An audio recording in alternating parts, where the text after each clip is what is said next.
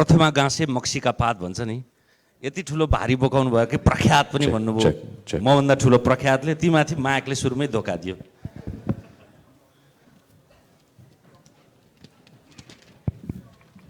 पुस्तक यात्राको पुस्तक जात्रा शब्द नि आफैमा रोचक छ, घोचक छ।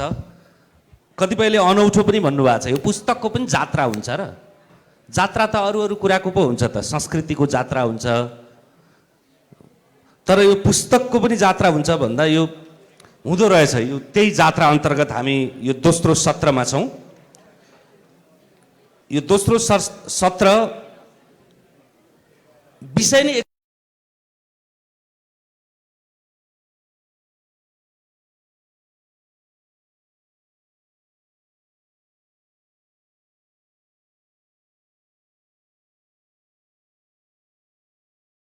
विचारक, राजनीतिज्ञ आहुति, उहाँलाई म स्वागत गर्छु।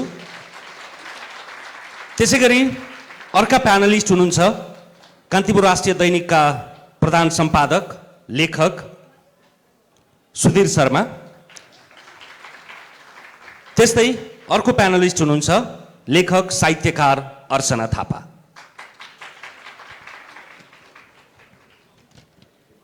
दशकका सुख र दुःख भनेपछि यो सजिलो पनि हो।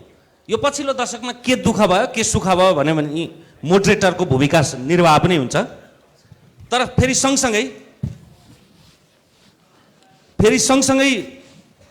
त्यसमा समाज, साहित्य र सञ्चार, यो त्रिवेणी कुरा। 1 घण्टाको समय दिएको छ, समय भनेर थप 15 मिनटसम्म भनिएको छ, तर हामी 1 घण्टामै 60 मिनटमै करिब यो सेसनलाई टुङ्ग्याउने प्रयत्न गर्नेछौँ। यसको 2टा खण्डमा सुरुको 45 मिनट हामी कुराकानीमा व्यतीत गर्नेछौँ भने बाँकी रहेको 15 मिनटमा अघिको सेसनमा चाहिँ निशब्दता भनेको सम्पूर्णता पनि हो। किनभने मनु मन्जिलले यसरी मोडरेसन गर्नुभयो कि त्यहाँ दर्शक दीर्घामा रहेकाहरूलाई प्रश्न गर्नु वाञ्छनीय नै भएन, सम्पूर्ण आँत भरियो। त्यसैले उहाँ दर्शक दीर्घाबाट प्रश्न आएन। तर हामी अपेक्षा गर्छौँ कि अहिलेदेखि नै अन्तस्करणबाट त्यो प्रश्नहरू अङ्कुरण गराउनुहोस्, पुष्पन गराउनुहोस्, पल्लवन गराउनुहोस्, ताकि मैले त्यो 30 मिनटमा नै प्यानल डिस्कसनलाई चाहिँ फ्लोरमा लान उत्प्रेरित हुन सकियोस्। अब म विलम्ब नगरी सोझै बहसतर्फ अगाडि बढ्छु। दशकका सुख दुःख, समाज, साहित्य र सञ्चार। सम्भवतः यो संयोग हो कि अथवा योजनाबद्ध हो। समाज भन्ने बित्तिकै समाजलाई निर्मम तरिकाले व्याख्या विश्लेषण गर्न सकिने आहुति जतिको अर्को पात्र को होला र? साहित्यको पर्याय भनेर कसैलाई भनिरहनु कति वाञ्छनीय हुन्छ। यद्यपि अर्चना थापा आएपछि साहित्य भन्ने कुरा छुट्नु भएन। अनि सञ्चार सुधीर शर्मा, त्यसरी त्यो त्रिवेणी बनेको होला, समाज, सञ्चार र साहित्य। म आहुतिजीबाटै सुरु गर्छु। यो दशक भनेर अहिले हामी 76 सालमा कुरा गरिरहँदा ठ्याक्कै 66 देखि 76 नभनेर सम्भवतः यो 64 सालको संविधान सभाको चुनावलाई पानी ढलो मान्न खोज्या होला। 65 साल जेठ 15 गते संविधान सभाको पहिलो बैठक, गणतन्त्र घोषणा, धर्मनिरपेक्षता, संघीयताको संस्थागत, यी सबै कुरालाई जोडेर सम्भवतः यो दशक भन्न खोजिएको होला। अथवा त्यो नखोजे पनि हामीले त्यसरी त्यो खोजाइ गरौँ। यो दशकको सुख के होला, यो दशकको दुःख के होला समाजको? अब यो लेख्ला त भन्न सकिन्छ, तर यत्रो ठुलो विषयमा छोटोमा भन्न गाह्रो हुन्छ। तर मलाई लाग्दछ हाम्रा दुःखहरू चाहिँ थपिएका छन्। अब यही दशकमा हो, अब सिरिया लगायतका देशहरूमा हामीले लाखौँ मानिसहरू बेघरबार हुनु परेको, लाखौँ मानिसहरू मर्नु परेको, त्यो हुँदै अहिले इरानसम्म आइपुगेको छ। अब पुटिन हुँदै ट्रम्प हुँदै भारतमा चाहिँ मोदीसम्म आइपुगेको छ। केपीसम्म त भन्न पर्दैन, त्यो म पछि आउँछु। यो चाहिँ विगतको 1 दशकमा फेरि राजनैतिक रूपमा भन्दाखेरि फेरि फर्किँदै गरेको फासीवादको दिशामा, दुष्चक्रमा विश्व फस्न पुगेको छ हैन। त्यसकारण संसारको कोणबाट हेर्यो भने हाम्रा दुःखहरू थपिएका छन्। अब नेपालको कोणबाट हेऱ्यो भने चाहिँ म के देख्छु भने 7 सालसम्म नेपाली जनताको स्वतन्त्रताको एउटा चाहना थियो। 7 सालदेखि 60 सालसम्म भनौँ, यही दशकलाई मिलाउँदा 60-62 सालसम्म चाहिँ स्वतन्त्रताको मात्रै होइन कि प्रगति र आफ्ना अधिकारहरू स्थापना गर्ने चाहना नै नेपाली समाजको मूल चाहना हो। तर यो दशकमा चाहिँ के गरियो त भन्दाखेरि त्यो 60-70 वर्ष लगाएर उठेको चेतना, मुक्तिको चाहना, त्यसपछि प्रगतिका आयामहरूमाथिको बहस, आन्दोलन, बलिदान, होइन, सबभन्दा बढी बलिदान भएको समय पनि 7 सालपछि नै हो। त्यसबाट जहाँ जान खोजेको हो नेपाली समाज, त्यसलाई जान दिइएन। बरु यो 10 वर्ष चाहिँ मलाई लाग्छ नेपालको इतिहासको सबभन्दा ठुलो षड्यन्त्रकारी दशक हो, जसले आकाङ्क्षाहरूमाथि षड्यन्त्र गर्यो, जसले अगाडि जान चाहने चाहनाहरूमाथि षड्यन्त्र गर्यो। अब श्रमिक वर्गहरूको विरुद्धमा, महिलाहरूका विरुद्धमा, मधेसीहरूका विरुद्धमा, मुस्लिमहरूका विरुद्धमा, दलितहरूका विरुद्धमा अथवा तमाम मुक्तिका आयामहरूका विरुद्धमा षड्यन्त्र, सबभन्दा ठुलो षड्यन्त्रकारी दशक यही नै हो। यसले फेरि पुरानो समाजको चक्रलाई नयाँ कलेवरमा जारी राख्यो। यसले अब अर्थतन्त्रको कोणबाट हेर्ने हो भने यसले विश्व साम्राज्यवादले हामीमाथि लादेको नव उदारवादी अर्थतन्त्रलाई अझ प्रवर्धन गर्दैछ। यसले हाम्रा बाँकी रहेका, हाम्रो आकाश कब्जा भइसक्यो।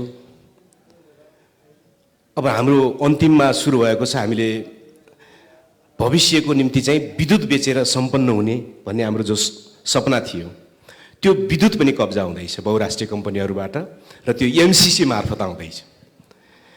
त्यसकारणले गर्दाखेरि अर्थतन्त्रको कोणबाट हामी निकै गरिब र धनीको बिचो विशाल खाडलतिर जाँदैछौँ, हिजोभन्दा धेरै ठुलो खाडलतिर जाँदैछौँ।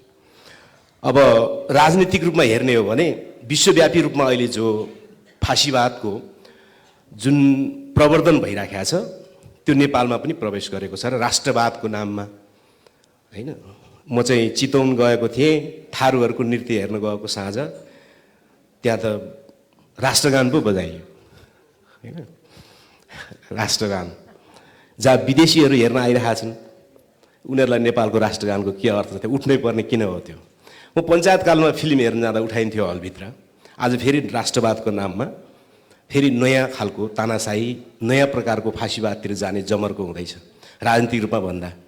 अब सांस्कृतिक रूपमा भन्दाखेरि चाहिँ हामी 33% जनसङ्ख्या देशभित्र बाँच्न नसक्ने संस्कृतिमा पुग्यौँ। भारतमा गएर काम गर्ने सम्मलाई जोड्ने हो भने करिबन 1 करोड मानिसहरू हामी देश बाहिर हुन्छौँ र हाम्रा सपनाहरू, मैले केही समय अगाडि भनेको थिएँ, कतारमा एकजना मैले यस्तो युवतीको कुरा सुने जसका 8वटा प्रेमीहरू थिए। हेर्दाखेरि हाँसो उठ्ने खालको, ठट्टा लाग्ने खालको छ, त्यो विषय त्यो थिएन। 12,000 तलब आउँछ भनेर गएको, पुरापुर 12,000 पनि नआउने, सबै खर्च गऱ्यो भने घरमा कुरेर बसेका मान्छेहरूलाई के पठाउने। त्यसपछि स्वाभाविक रूपमा कसैसँग रिचार्ज माग्दा माग्दै, कसैसँग यसो कस्मेटिक माग्दा माग्दै, कसैसँग के गर्दा गर्दै 8वटा पुगे। त्यसले के संस्कृति निर्माण गर्दैछ नेपालमा? हामी हारेका मान्छेहरूको संस्कृति जस्तो, हामी भागेका मान्छेको संस्कृति जस्तो। मलाई लाग्छ दुःखहरू थपिएका छन्, अब सुख पनि छन्। तपाईँले फेरि त्यो पनि छुटायो भने तपाईँलाई साह्रै अर्को चरणमा आउँछु म सुखमा। फेरि यो फेरि पुस्तक यात्रा, पुस्तक जात्रा भन्ने पनि बिर्सनु हुँदैन। म पनि अक्सर राजनीतिज्ञलाई नै प्रश्न सोध्ने अभ्यास भएको, तपाईँ पनि राजनीतिज्ञ, त्यसैले यो राजनीतिक बहस जस्तो नहोस् भनेर मैले फेरि 2टा शब्द छन् के, जस्तो सृष्टि उस्तै दृष्टि पनि हुन्छ, फेरि जस्तो दृष्टि उस्तै सृष्टि पनि हुन्छ। तपाईँको हकमा चाहिँ तपाईँले गरेको टिप्पणीलाई जस्तो दृष्टि उस्तै सृष्टि पनि भन्नु पर्ला, किनभने त्यो सापेक्षित बुझाइ, सापेक्षित दृष्टि नै हो। दुःखको आयाम बढी छ भन्ने सुधीरजीको भर्खरै अङ्ग्रेजीमा पनि अनुदित परिष्कृत भएको प्रयोगशालाको नेपाल नेक्सस भन्ने कुराले यो उहाँले भन्नु भएको दशकको दुःख अथवा यो सुख, त्यसको त्यो चूडान्त चाहिँ तपाईँको पछि पनि लेखिएला, तर अहिलेसम्म प्रकाशित मध्येको चूडान्तका रूपमा त्यसलाई बुझ्न सकिएला। आवतीजीकै उत्तरलाई समाउनु आवश्यक छ भन्ने होइन, तर धरातल त त्यो हो नि, दुःखै बढी हो। अब यो चाहिँ धन्यवाद। पहिले यो तुलनात्मक कुरा होला। उहाँले जुन यो 10 वर्षको जो अवधिको चित्रण गर्नुभयो, त्यो 10 वर्षको अवधिमै बेसिकल्ली त्योभन्दा केही अगाडिदेखिको छ। मेरो किताबमा त्यही नै उल्लेख छ डिटेलमा, होइन। मलाई के लाग्छ भने निश्चय पनि उहाँले भने जस्तो जुन खालको अपेक्षाहरू थियो, खास गरी 62-63 को आन्दोलनपछि जुन खालको बहसहरू समाजमा भएको थियो, त्यो अपेक्षा पुरा नभएको होला। तर फेरि हामीले जस्तो 7 सालदेखि अथवा यो 50-60 वर्षको जुन आकाङ्क्षा अथवा राजनीतिक आन्दोलन हेर्ने हो भने त्यसको फेरि एउटा उत्कर्षको परिणाम पनि अहिले प्राप्त भएको हो। यद्यपि संविधानमा त्रुटि होला, अहिलेको प्रक्रियामा त्रुटि होला, तर फेरि हामी एकदमै नकारात्मक बाटोमा मात्रै गइरहेछौँ भन्ने मलाई चाहिँ त्यति धेरै लाग्दैन। सुधार्नुपर्ने कुरा धेरै नै छ, तर उपलब्धि पनि भएको छ, उपलब्धि नभएको होइन। जुन खालको समाजमा जुन जागरुकता आछ, मलाई लाग्छ सबभन्दा ठुलो उपलब्धि नै त्यही हो। अहिले जो नकारात्मक हामीले दृश्य देखिरहेका छौँ, मलाई लाग्छ यो अस्थायी हो।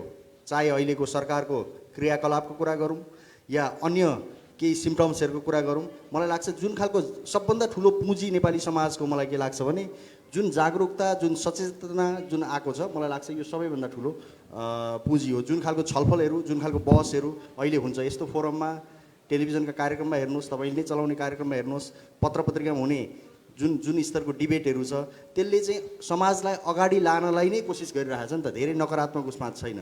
तर राजनीतिक उपलब्धिको कुरामा, महिला अधिकारको कुरामा, पहिचानको मुद्दाहरूलाई हेर्दाखेरि, दलित आन्दोलनको हिसाबले हेर्दाखेरि निश्चय पनि जुन अपेक्षा थियो त्यो अपेक्षा मिट भएको छैन।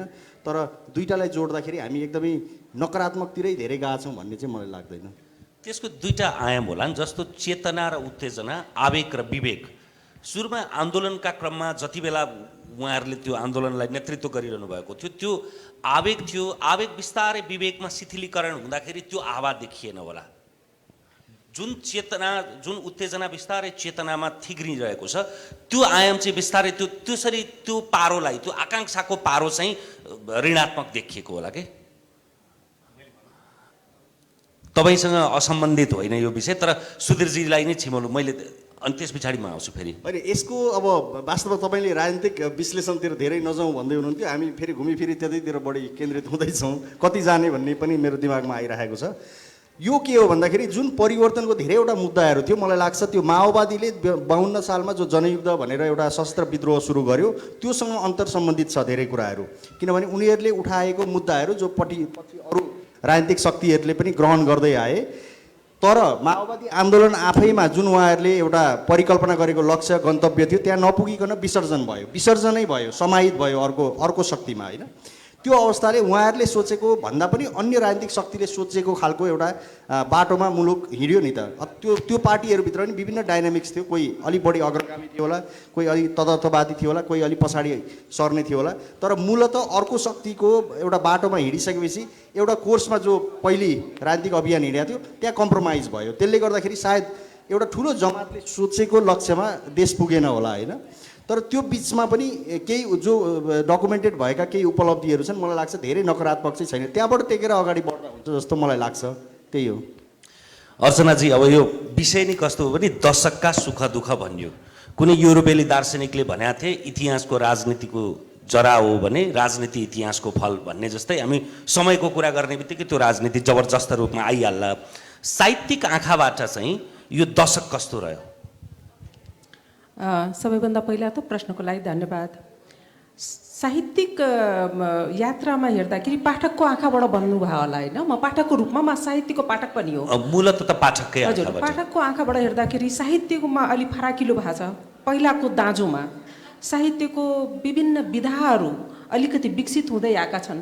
पाठकले थरीथरीका पुस्तक, आफ्नो रोजाइका पुस्तक छानेर पढ्न सक्ने भएका छन्। त्यस्तै विभिन्न विधामा, विभिन्न विषयमा, विभिन्न शैलीमा, विभिन्न विषयवस्तुमा, विभिन्न प्रस्तुतिले पुस्तकहरू साहित्यमा आइ नै रहेछन्। त्यो चाहिँ राम्रो पाटो हो।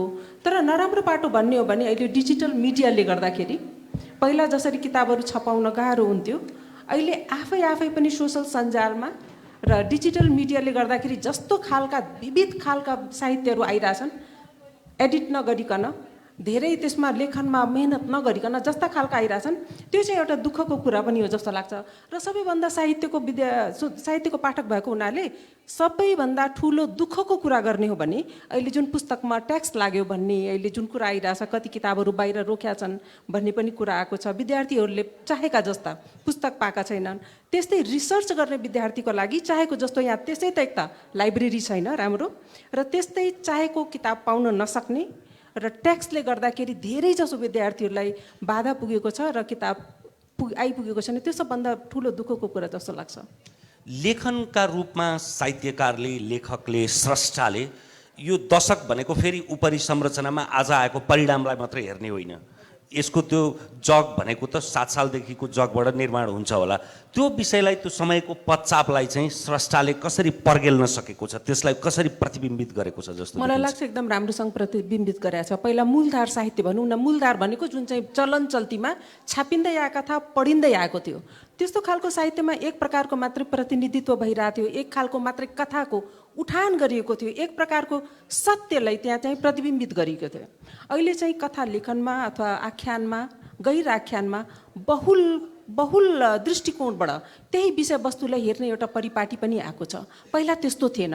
पहिला जसरी लेख्यो त्यसैलाई एउटा ब्रह्म सत्य मानेर पनि पाठकले बुझ्ने, लेखकले त्यस्तै खालको ज्ञान दिने। अहिले त्यो ज्ञानलाई प्रश्न गर्ने, चुनौती दिने, त्यस्तै बहुल ज्ञानका सम्भावनाहरूलाई त्यो टेक्स्ट मार्फत अथवा लेख्ने मार्फत देखाउने पनि एउटा प्रवृत्ति आएको छ। त्यसैले मलाई लाग्छ साहित्यमा चाहिँ पहिलाको दाँजोमा अहिले राम्रै भएको छ। अघिको प्रसङ्गमा आवतीजी त्यो आवेग र विवेक, चेतना र उत्तेजनाको प्रश्नमा तपाईँले होइन, आवेग भने पनि, चेतना भने पनि, जे भने पनि वैचारिकी बिनाको आवेग हुँदैन होइन। र आन्दोलनात्मक आवेगमा घृणा हुन्छ, घृणा नभइकन विद्रोह हुँदैन। तर घृणाको पनि वैचारिकी हुन्छ होइन। त्यस कारण त्यो आवेग विवेकमा सेलाउने बेलामा यस्तो भयो होला भन्ने कुरा केही अर्थ छैन। त्यसको केही अर्थ छैन। अब जहाँसम्म मैले सुख छैन भने होइन, मलाई अघि भन्न नभ्याएको मात्रै हो होइन। सुखहरू पनि छन् हाम्रा, त्यो म पछि भनौँला। यो चेतनामा जागरुकता आएको छ भन्ने सुधीरजीले जे भन्नुभयो त्यो कुरा सत्य हो। त्यस कारण त हामी यहाँ छौँ, त्यो कुरा सत्य हो। तर सँगसँगै त्योभन्दा ठुलो कुरा चाहिँ के हो भने प्रगतिशील चेतनामा प्रतिगमन भयो। त्यो चाहिँ सबभन्दा डरलाग्दो कुरा हो। कसरी भयो भने बौद्धिकीहरू सबै बिकाउका माल भए होइन। सुधीरले एकचोटि मलाई भन्नुहुन्थ्यो, तपाईँ पनि कान्तिपुरको मजदुर त हो नि? हो, त्यही हो। म झन् बढी हो भन्नु पऱ्यो नि। स्तम्भकार भनेपछि उहाँले त्यसो भन्नुभएको थियो। मित्रतापूर्ण भने फेरि अर्को अर्थमा होइन, त्यो सही कुरा नै हो। भनेपछि तमाम बौद्धिकी बजारको माल बन्यो। यो प्रतिगमन होइन भने के हो होइन। एउटा दलित नेता, म तपाईँलाई सुनाउँछु, 50 वर्षदेखि लड्दै आएको दलित नेता, कुनै मोर्चामा सम्झौता नगरेको दलित नेता 2047 को संविधानले दिएको आरक्षणको कोटा खारेज हुँदाखेरि सडकमा आउन सक्दैन। त्यो चेतनामा प्रतिगमन होइन भने के हो? मजदुर आन्दोलन छैन, विद्यार्थी आन्दोलन सोके सचिव बन्न गएको छ होइन। यो चाहिँ प्रतिगमन, चेतनामा प्रतिगमन होइन भने के हो? मैले भन्नु खोजेको कुरा यहाँनिर छ। हामीसँग बौद्धिकी छैन, विद्रोह छैन, ज्ञान छैन, जागरण छैन, त्यो होइन, छ। तर त्योभन्दा ठुलो भाग के भयो त? शासकीय मुख्य धार के भयो त भन्यो भने चेतनामा प्रतिगमन भयो होइन। कतिसम्म प्रतिगमन भयो भने नि म तपाईँलाई सुनाउँछु। यहाँ कसैले एमसिसीको बारेमा कुरा उठायो भने सुलेमानी बनाइदिन्छ भन्छ कसैले। र त्यो कुरा सुन्नुपर्ने हामीले सुन्नुपर्ने, हामीले कर तिरेर, हामीले पैसा तिरेर किनेको टेलिभिजनबाट सुन्नुपर्ने, सहनुपर्ने। यो जस्तो चेतनाको प्रतिगमन के हो अरू होइन? त्यो जागरण छैन भने होइन, जागरण छ। तर जागरणभन्दा ठुलो भाग के भयो त भन्यो भने चेतनामा प्रतिगमनको समयमा बाँच्यौँ हामी। यो चाहिँ डरलाग्दो कुरा हो। सुख छ, म दुईटा वाक्यमा सुखको कुरा गरिहाल्छु। सुख छ, सुधीरहरू जस्ता, नारायण वाग्लेहरू जस्ता, वसन्त थापाहरू जस्ता होइन, वसन्त बस्नेत, वसन्त थापा इत्यादि होइन, पत्रकारहरू अझै काम गरिरहेका छन्। सुख त्यहाँ छ होइन। महिलाहरूको पक्षमा लेखनको क्षेत्रमा पनि आवाज उठाउने अर्चनाहरू छन्, सुखको झिल्काहरू त्यहाँ छन्, हरारी कराइरहेका छन् होइन। लौ मानव जाति सिद्धिने भयो भनेर हरारी कराइरहेका छन्। मरेका हकिङ होइन 600 वर्षमा पृथ्वी सिद्धिन लाग्यो है, 30 वर्षमा लैजाउँ चन्द्रमातिर बिजो गर्न भनिराखेका छन्। पर्यावरण सिद्धियो 70%, 30%मा झुन्ड्यौँ है, हामी बचाउँ किरा फट्याङ्ग्रा भनेर रोइरहेका छन् मान्छेहरू। र श्रमिक वर्ग पनि संसारमा कसरी हो त अब नयाँ भनेर प्रयत्न गरिरहेका छ। उज्यालाका झिल्काहरू छन्, सुख हाम्रा त्यहाँ छन् होइन, छन्। तर त्यो मुख्य पक्ष के छ भनेको मैले, मुख्य पक्ष चाहिँ चेतनामा प्रतिभावनको समयमा छौँ, ठुलो षड्यन्त्रकारी समयमा हामी छौँ, मलाई त्यस्तो लाग्छ। त्यो चाहिँ तपाईँले जुनसुकै उत्तरलाई पनि विश्वव्यापीकरणसँग जोड्नुभयो, फेरि निरपेक्ष पनि हुँदैन। हामी यहाँ मात्रै हुने घटनाका कारणले बसीभूत मात्रै हुने पनि होइनौँ। त्यो पनि सम्भवतः तपाईँले अघि सुरुमै दिएको ट्रम्पको अथवा भ्लादिमिर पुटिनको, यतापट्टि मोदीको अथवा सिन्जो आबेको त्यसकै प्रभाव र त्यसकै त्यो आम चेतनाले काम गरेर यहाँ यस्तो भयो कि? अनि तपाईँ निरपेक्ष हुँदैन भन्नुहुन्छ, मैले निरपेक्ष हुन्छ कहाँ भनेको छु र? सबै कुरा सापेक्ष नै भनेको हो। पुटिन आएको सापेक्षमै हो नि, समय सापेक्षमै आइपुग्या हो। अब यो कस्तो छ भने चेतनाको कुरा गर्दाखेरि नि तपाईँ एकचोटि हामी हेरौँ, दक्षिण एसियामा सबभन्दा बढी, चीनलाई छोडेर, चीनलाई दक्षिण एसिया नमान्दा, दक्षिण एसियामा सबभन्दा बढी युनिभर्सिटी कहाँ छ? भारतमा छ होइन। त्यहाँ जति चाहिँ पुस्तक, हाम्रो नेपालको त कुरै नगरौँ, कति पुस्तक लेखिए, कति धुरन्धर विद्वानहरू त्यहाँ पैदा भए होइन त। तर आज उनीहरू के गरेर रोइरहेका छन् भन्नुहोस् त? आज सडकमा एउटा जुलुस निकाल्दाखेरि हाकाहाकी पुलिस अगाडि बसेर एउटाले गोली हान्छ होइन, र प्रोफेसरहरू मैनबत्ती बालेर रोइरहेका छन्। त्यो जागरण भनेर मात्रै हुँदो रहेछ। त्यो जागरणले राज्यको तीनवटै क्षेत्रमा होइन, अर्थतन्त्रको क्षेत्रमा, संस्कृतिको क्षेत्रमा र राजनीतिको क्षेत्रमा त्यसले परिवर्तन ल्याएको छ कि छैन? आज पनि त रामगोपाल म भक्त भनेर गोली हान्ने मान्छे हुँदो रहेछ नि त। युनिभर्सिटी खोलेर के गर्ने? युनिभर्सिटी त खुल्यो नि होइन। जवाहरलाल नेहरू युनिभर्सिटीमा पढेर यहाँ कतिजना प्रधानमन्त्री होलान्, भइसके कतिजना होलान्, भएर के गर्ने होइन। एकजना जादुगरी बाबाले चितवनलाई ठगै छ, हिजो ठगेर भाग्यो होइन। त्यस कारणले गर्दाखेरि जागरण भनेर मात्रै हुँदो रहेछ। त्यसले त्यो समग्र संरचनामा के परिवर्तन ल्याएछ त भन्ने कुरा हुँदो रहेछ। नत्र 2-4जना मान्छे हामी कुनामा बसेर कराइराख्ने प्राणी हुँदो रहेछौँ, कराइ चाहिँ नि राख्ने। तर राज त अर्कैले गर्ने। कसले गर्ने भने नि गैँडालाई राइनो भन्नुहुन्न भन्नेहरूले गर्ने हुँदो होइन। नेपालमा मात्रै गैँडा पाइन्छ भन्ने के? फेरि यही छिमेकी देशमा 700वटा छ, त्यो चाहिँ नभन्ने, नेपालमा मात्रै पाइन्छ। त्यस्तोले हुँदो रहेछ नि त। त्यस कारण जागरण मात्रै भनेर भएन भने हामी यही धारबाट गयो भने एमसिसीसम्म पुग्छौँ, बिआरआईसम्म पुग्छौँ बहस होइन। त्यसैले सुधीरजीलाई तपाईँले अविच्छिन्न 1 दशकसम्म कान्तिपुरको नेतृत्व गर्नुभयो, 1 वर्षको विश्रामपछि फेरि पनि आउनुभयो। तपाईँलाई प्रतिनिधि पात्रका रूपमा आजको सञ्चारले साहित्यलाई कुन अर्थमा, कुन आयाममा कसरी प्रोत्साहित अथवा निरुत्साहित गरेको छ? मलाई लाग्छ सञ्चारको विकास र साहित्य अथवा लेखनको विकास 1 दशक या 2 दशकै भन्नुहोस्, 1.5-2 दशकदेखि सँगसँगै एउटा समानान्तर हिसाबले गइरहेछ र एकअर्काको परिपूरक जस्तो प्रोत्साहन नै गर्ने हिसाबले गएको छ होइन। त्यसले गर्दाखेरि सञ्चारको विकास जसरी हुँदै आयो, साहित्यको विविधता, विभिन्न खालको लेखनको विविधता पनि यो बिचमा भयो। अर्चनाजीले अघि भन्नुभयो जस्तो त्यो विविधता आएको छ। तर तपाईँले हेर्नुहुन्छ भने पछिल्लो समयमा जसरी उहाँले अब समग्र समाजको आहुतिजीले अघि विश्लेषण गर्नुभयो जस्तो, वास्तवमा समाज एक खालको ठुलो ट्रान्जिसनबाट, सङ्क्रमणबाट हामी गुज्रिराखेको जस्तो लाग्छ धेरै खालको। त्यसको अंश चाहिँ हाम्रो साहित्य अथवा लेखनमा पनि र पत्रकारितामा पनि एकदमै परेको छ। अहिले नै तपाईँ हेर्नुहोस् न, सञ्चारले त अब एक ढङ्गले सञ्चार र मैले उसलाई एउटै परिपूरकको रूपमा लिएँ लेखनलाई होइन। तर तपाईँले अहिले हेर्नुहुन्छ भने अब पहिले एक खालको वान वे ट्राफिक जस्तो थियो नि त, लेख्यो अथवा पत्रकारकै कुरा गर्नुहुन्छ भने हामी पत्रकार मात्रै एउटा आधिकारिक थियौँ जसले चाहिँ सूचना सम्प्रेषण गर्ने, समाचार दिने अवस्थामा त्यो हैसियतमा थियौँ होला नि। अहिले त्यो रहेन नि। तपाईँ हाम्रो पेसा पनि वास्तवमा भन्ने हो नि जोखिममा छ। सबै नै पत्रकार हो नि, अहिले त आम मान्छे नै पत्रकार हो। सूचना प्रवाह त्यसरी भएको छ। त्यहाँनिर अलिकति पत्रकारको रोल अब के हुने भन्ने एउटा सङ्क्रमण जोडिएको छ। लेखनमा तपाईँले हेर्नुहुन्छ भने जुन अघि अर्चनाजीले भन्नुभयो, एउटा अलिकति मेहनत गरेर एक्सक्लुसिभ अलिकति खोज्ने खालको चिजहरू दिने, जुन अलिकति अलि डेप्थमा जाने खालको जो चिजहरू हुन्थ्यो, कता कता अहिलेको हाम्रो छरिएको र सजिलो मिडियमहरूले गर्दाखेरि त्यसलाई अलिक सहज पनि बनाइदिएको छ र त्यसलाई अलि परिश्रम नगर्ने, मेहनत नगर्नेतिर पनि हामीलाई लगिराखेको छ नि। र त्यसले एउटा फेरि अर्को के गरेको छ भने त्यो वान वे ट्राफिकलाई कसरी ब्रेक गरेको छ भने तपाईँले केही लेख्नुहुन्छ, केही अभिव्यक्ति दिनुहुन्छ, चाहे त्यो पत्रिकामा लेखेको लेखबाट होस्, समाचारबाट होस् या किताबबाट होस्, तुरुन्तै तपाईँलाई रियाक्सन पनि आउँछ। त्यसले राम्रै पनि गरेको छ एकतिर भने, अर्कोतिर चाहिँ जे पनि लेख्दा हुने भन्ने खालकोतिर पनि हामीलाई लगिराखेको छ। त्यसले गर्दा अहिले कता कता हाम्रो यो सङ्क्रमणले गर्दाखेरि चाहिँ किताबहरूले अथवा लेखकहरूले पाठक गुमाउँदै जाने अथवा हामीले पनि मेहनत कम गर्ने, त्यसले गर्दाखेरि चाहिँ लेखन या पठन संस्कृतिमा चाहिँ अलिकति चुनौती आउने खालको अवस्था पनि छ जस्तो लाग्छ। यो चाहिँ समग्र हाम्रो समाजको जुन खालको अहिले अवस्था छ त्यसको रिफ्लेक्सन चाहिँ लेखनमा, सञ्चारमा पनि परिरहेको छ।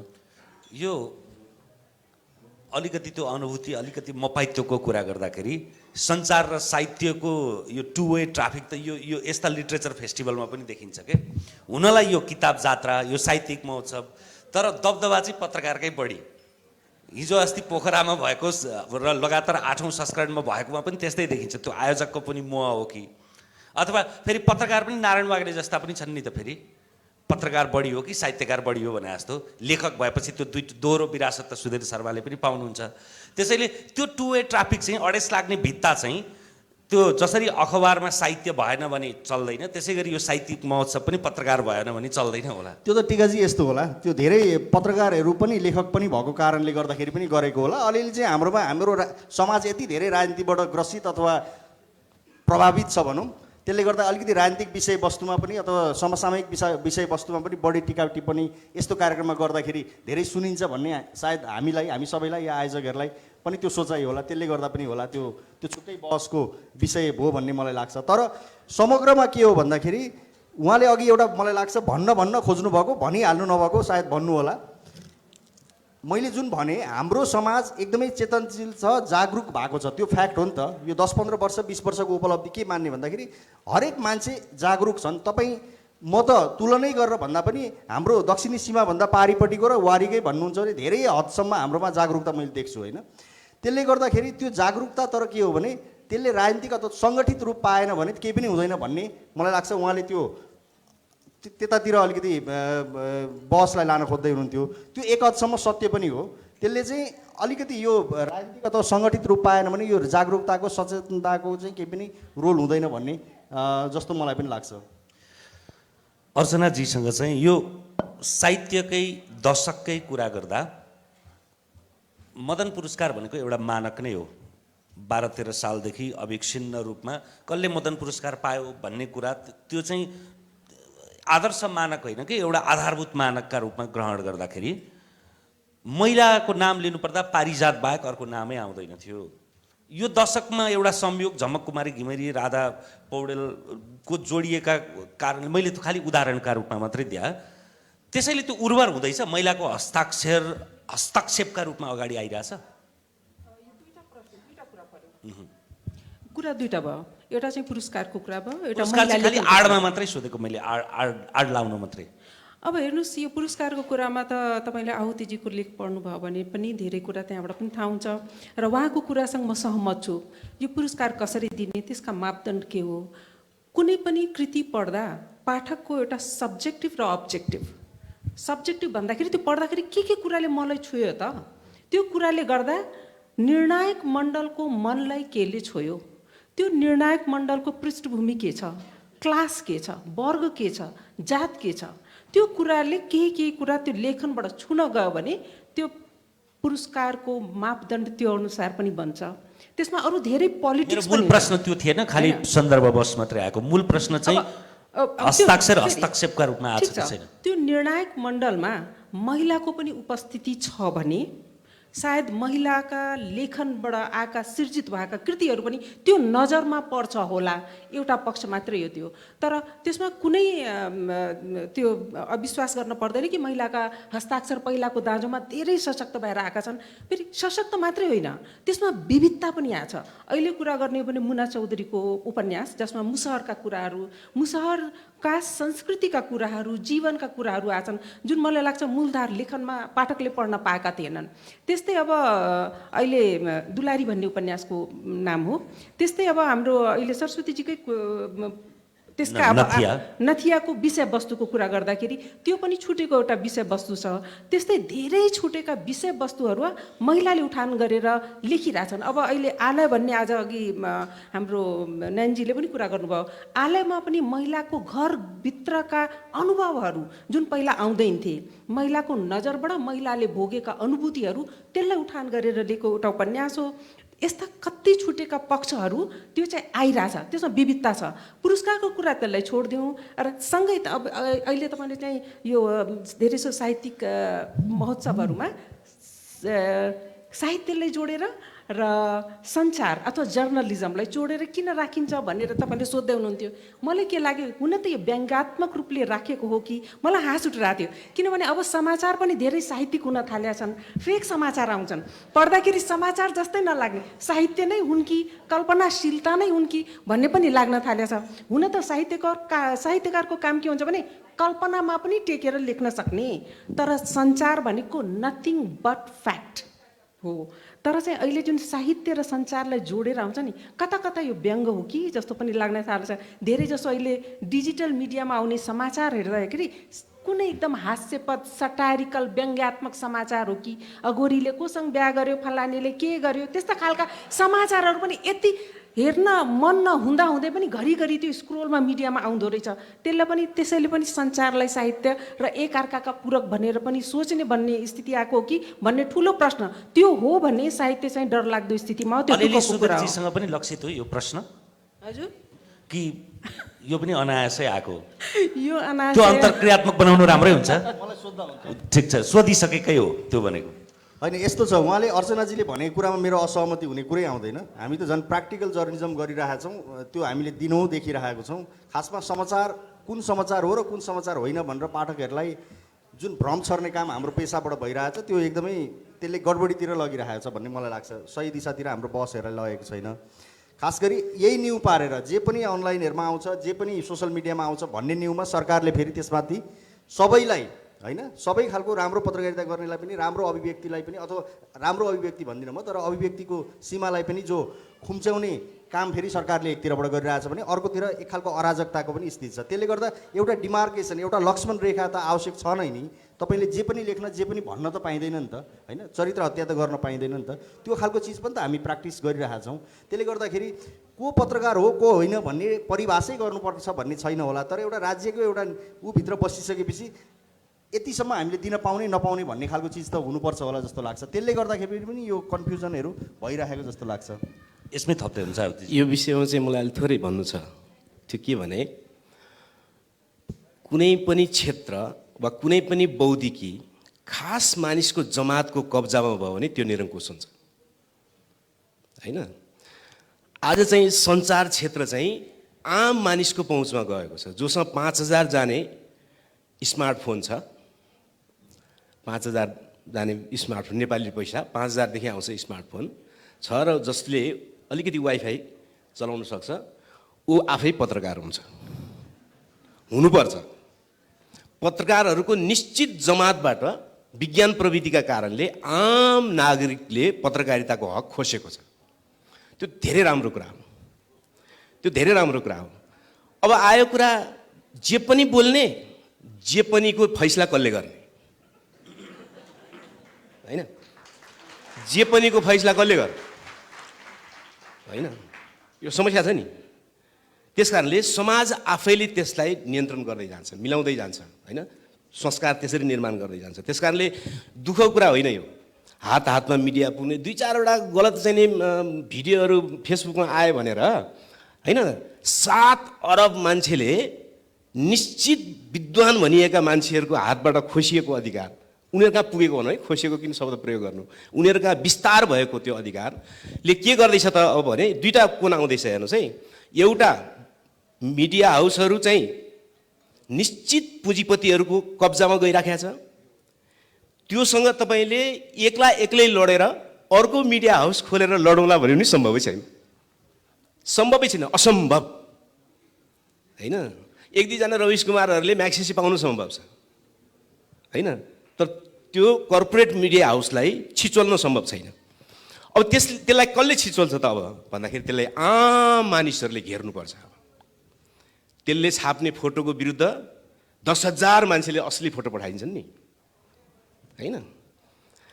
त्यसले गलत समाचार जे दिन्छ त्यसको विरुद्ध 1 लाख मानिसहरूले हातबाट सही समाचार पठाउँछन्। त्यो मिडिया हाउसलाई, सबै मिडिया हाउस गलत छन् भन्ने मेरो अर्थ होइन, त्यहाँ राम्रा पनि होलान् नराम्रा पनि होलान्, तर मुख्य कुरा पुँजीपति वर्गको कब्जामा मिडिया हाउस जाँदैछ, यो कुरा चाहिँ सत्य हो। फेरि त्यसलाई अब श्रमिकहरूले कसरी कब्जा गर्न सक्छन् त भने त्यसलाई कब्जा गर्न सक्दैनन्, त्यसलाई घेराउ गर्न सक्छन्। त्यसलाई घेराउ कसरी गर्छन् त भने आजको विज्ञान प्रविधिमा आधारित जति सामाजिक सञ्जालहरू छन्, हातमा फोटो खिच्ने क्यामेराहरू छन्। अब एकदम दयाहाङ राईको फोटो खिच्नलाई मात्रै फोटोग्राफर चाहिन्छ। अब समाचारका फोटो खिच्नका निम्ति हातमा मोबाइल फोनहरू छ। यो चाहिँ अब पुँजीपति वर्गले कब्जा गरेको मिडिया क्षेत्रको विरुद्ध लड्ने एउटा ठुलो अभियान चल्न सक्छ र चलाउनुपर्छ। त्यो अर्थमा बुझ्छु म चाहिँ। यो पछिल्लो संस्करणको चर्चा भनेको आफैमा अर्को एउटा गहन विषय हो। यसले अर्को एउटा बहस आमन्त्रित गर्छ। यो फेरि यहाँको मात्रै होइन, विश्वव्यापी रूपमा भइरहेको बहसकै कुरा हो। त्यही पनि प्रसङ्ग आइसके पछाडि सुधीरजीबाट प्रष्टीकरण त नभनौँ, जवाफ होइन। प्रष्टीकरण त कुरै होइन, मैले यसमा एकदमै उहाँसँग 100% सहमत हुने अथवा असहमत हुने ठाउँमा म छैन। किनभने साँच्चै भन्ने हो भने म जुन मिडियामा काम गर्छु उहाँ त्यहीँको स्तम्भकार हुनुहुन्छ नियमित होइन। हामी किन त्यहाँ काम गरिरहेछौँ भन्दाखेरि हाम्रो लागि त्यो मिडिया अथवा जुन सञ्चारगृह हो त्यो सञ्चारगृहमा बढीभन्दा बढी पाठकमा अथवा बढीभन्दा बढी ठाउँमा हाम्रो चिजहरू पुग्छ, त्यही भएर त्यहाँ गइरहेछौँ। नभए हामी पनि 5,000 को फोनबाट उहाँले भने जस्तै खालकैमै गइहाल्थ्यौँ त। किन हामी त्यहाँ गइरहेछौँ भन्दाखेरि केही महत्त्व त छ होला नि त, एउटा है। दोस्रो चाहिँ हामीले पनि पत्रकारिता गर्दाखेरि एउटा नीति नियममा त बस्छौँ नै होइन। एउटा अलिकति केही डिमार्केसन चाहिँ चाहिन्छ भन्ने मलाई लाग्छ। त्यसको अर्थ अहिले कसैले एकदमै रेखाङ्कन गरिदिइहाल्ने भन्ने होइन, यो इभल्भिङ प्रोसेसमा छ। एउटा ठाउँमा गएर यो स्थिरतामा जान्छ होला। त्यसले गर्दा अघि मैले सुरुमै भने हामी एउटा ठुलो सङ्क्रमणबाट गुज्रिरहेछौँ, नेपाली समाज पनि, विश्व परिप्रेक्ष्यमा पनि, र खास गरी नेपालको मिडिया अथवा मिडिया जगत त एकदमै सङ्क्रमणमा छ। र यो एउटा पोइन्टमा गएर ठिक्रिन्छ जस्तो मलाई लाग्छ।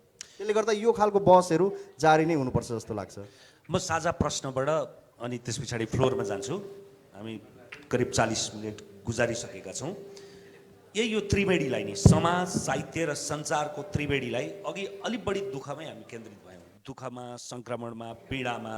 अब चाहिँ त्यो सुखद कालो बादलमा चाँदीको घेरा, यसले दिएको सन्देश चाहिँ के हो? यसले भविष्यलाई कस्तो मार्गनिर्देशन गर्छ होला? किनभने जति पीडा भयो, जति के अरे गहिराई भयो, त्यो त्यति नै ठुलो घर अथवा एउटा इमारत पनि त ठडिन सक्छ नि त। यो सङ्क्रमणले के त्यस्तो उज्यालोपन चिद्या छ अर्चनाजीबाट? केही कुरा त मैले अघि नै भने, डाइभर्सिटीको कुरा भने, आहुतिजीले पनि त्यही कुरा गर्नुभयो। आज त्यो परिवर्तन नभएको भए आज यो मञ्चमा न म बसेको हुन्थेँ न आहुतिजी बस्नु भएको हुन्थ्यो। आज यहाँ दुईजना यो ठाउँमा अर्कै कोही बसेर समाजका कुरा गरिराख्नु भएको हुन्थ्यो र साहित्यका कुरा गरिराख्नु भएको हुन्थ्यो। यो परिवर्तन कसरी आएको छ, त्यो परिवर्तनको उदाहरण स्वरूप नै हामी आएका छौँ। तर यो परिवर्तन अझ हुँदै जानुपर्छ। म मात्रै मञ्चमा बसेर भएन, आहुतिजी मात्रै मञ्चमा बसेर भएन, अरू आहुतिजीले जसरी नपाएका, अरू भोइस नसुनेका र म भन्दा पनि भोइस बोल्न नपाएका, मञ्च नपाएका महिलाहरूले पनि यो ठाउँ पाउनुपर्छ। यो परिवर्तनको एउटा सुरुवात नै हो। विभिन्न क्षेत्रमा, साहित्यमा र समाजमा दशकका दुःख त हामीले गऱ्यौँ भन्यौँ, र जहाँ दुःख हुन्छ त्यही समाधान पनि हुन्छ। हामीले समाधान, सायद परिवर्तन भइरहेछ, हामी परिवर्तनतिर नै छौँ, त्यही कुरा गरिरहेछौँ। सायद समाधान आजको बहस र प्रतिदिनको हाम्रो बहसबाटै समाधान निस्किन्छ होला। दुःख धेरै छन्, र साथै हाम्रा चुनौतीहरू पनि धेरै छन्। साथै अहिले चाहिँ साहित्यमा नै भन्ने हो भने अहिले जो मिडिया विधेयक आउने कुरा भइरहेछ त्यसले कहिलेकाहीँ मलाई लाग्छ साहित्यमा पनि त्यसले समात्छ होला, कार्टुनमा पनि त समात्छ होला। अब हामीले साहित्यमा के लेख्ने होला? सायद हाम्रो साहित्यमा लेखन शैलीले फेरि एउटा फरक शैलीको आवश्यकता महसुस गर्ने हो कि जसरी हामीले साहित्यमा लेखिरहेको थियौँ त्यसलाई फरक दुई अर्थी शब्दमा लेख्न पर्ने आवश्यकता आउने हो कि? किनभने विभिन्न देशहरूमा जब सरकारले एउटा सेन्सरसिप ल्याएको थियो साहित्यले नयाँ फड्को पनि मारेको थियो। अब नेपालमा त्यो स्थिति आउन लागेको हो कि भन्ने पनि कहिलेकाहीँ लाग्छ। के लेख्ने हो? सामाजिक सञ्जालमा लेख्ने बित्तिकै जेलमा हाल्ने जुन एउटा समाचारहरू सुन्न पाइरहेछ, भिडियोमा पोस्ट गर्ने मार्फत 4 दिन जेलमा थुन्ने भन्ने जस्ता खालका एउटा डरको आतङ्कको भयको वातावरण सिर्जना भइरहेछ। मलाई लाग्छ लेखकहरूको मनमा पनि अब कस्ता खालका शब्दहरू प्रयोग गर्दाखेरि यसलाई अर्कै अर्थमा व्याख्या गर्यो भने त्यो व्याख्या गर्ने मानिसको अधिकार अनुसार त्यसलाई सजाय दिने हो कि दण्डित गर्ने हो कि भन्ने खालको एउटा वातावरण पनि आउँदैछ कि भन्ने हामी अहिले चाहिँ धेरै डाइभर्स भयौँ, बोल्न पायौँ भनेर पनि त्यसमा रमाउनु हुँदैन जस्तो लाग्छ। र हामीले समाजमा कस्ता खालका अहिले बहसहरू चलिरहेछन् र राज्यले कस्ता खालका नीतिहरू ल्याइरहेछ त्यतातिर पनि त्यति नै सजग हुन पनि आवश्यकता छ। हामीले साहित्यकारले सोच्छौँ हामीलाई मतलबै छैन, हामीलाई त राजनीतिसित हामीलाई केही मतलब छैन, हामी त लेख्ने हो, कथा लेख्ने हो, कविता लेख्ने हो। तर होइन, उहाँहरूको जीवनमा पनि प्रत्यक्षले प्रभाव पार्नेछ। त्यसैले हामीले चाहिँ यसबारेमा अलिक सजग हुन जरुरी छ। सबभन्दा दुःखको कुरा यो छ। समान प्रश्न सुधीरजी, आखिरीतिर चाहिँ सुखद अथवा उज्यालो कस्तो दिएको छ यो दशकले? मलाई लाग्छ एउटा फाउन्डेसन बनाएको छ, फाउन्डेसन भएको छ, तर अगाडि बढ्नुपर्ने धेरै कुराहरू छन्। आवतीजीले अघि भने जस्तो धेरै चिजहरू छन् होइन। तर यो निराशा अथवा अहिलेको आक्रोश अथवा अहिलेको सङ्क्रमणले हामीलाई अर्कोतिर पनि लान सक्छ। समाज सधैँ अगाडि बढ्छ भन्ने पनि छैन। त्यसले गर्दाखेरि पनि सजगता त आवश्यक छ होला होइन अगाडि बढ्नलाई। उहाँले भनेको कुरामा मेरो सहमति छ। खास गरी अहिलेको सरकारले एक खालको हामीले देशमा स्थिरता एकदमै चाहियो भनेर जुन भन्दै आएको लेख्दै आएको थियौँ, स्थिर खालको अवस्थामा जुन खालको अलिकति कस्ने खालको कानुनहरू बनिरहेको छ हाम्रो मिडियाको सन्दर्भमा पनि भन्नुहोस्, अन्य सामाजिक सञ्जालको हकमा त्यो कानुनहरू त्यसको विरुद्धमा हामीले आवाजहरू पनि उठाइरहेछौँ। मलाई लाग्छ यो खालको एउटा कानुनी बन्दोबस्त मिलाइयो भने चाहिँ यसले लङ टर्म समाजलाई अलिकति पछाडि लाने खालको यो एउटा प्रक्रियातिर लान्छ होइन। त्यसले गर्दा यो एकदमै क्रुसियल छ जस्तो लाग्छ मलाई। यो चिजहरूमा उठ्नुपर्छ र यो खालको कुराहरू चाहिँ यदि लिपिबद्ध भयो, कानुनीहरूले रूप धारण गर्यो भने मलाई लाग्छ धेरै कुरा खुम्चिन्छ होला। संविधानले हामीलाई जति फुकाएको थियो, जति फराकिलो बनाएको थियो, बनाउँदै लग्नेछ। अब त्यो संविधानमा पनि आफ्नो एउटा डिस्प्युटेड बुदाहरू त होला धेरै, तर एटलिस्ट हामीलाई अलिकति फराकिलो दिशातिर जो लगिरहेको त्यसलाई खुम्चाउनेतिर लान्छ। यो चाहिँ एउटा अलिकति खतराको सूचक छ जस्तो मलाई लाग्छ।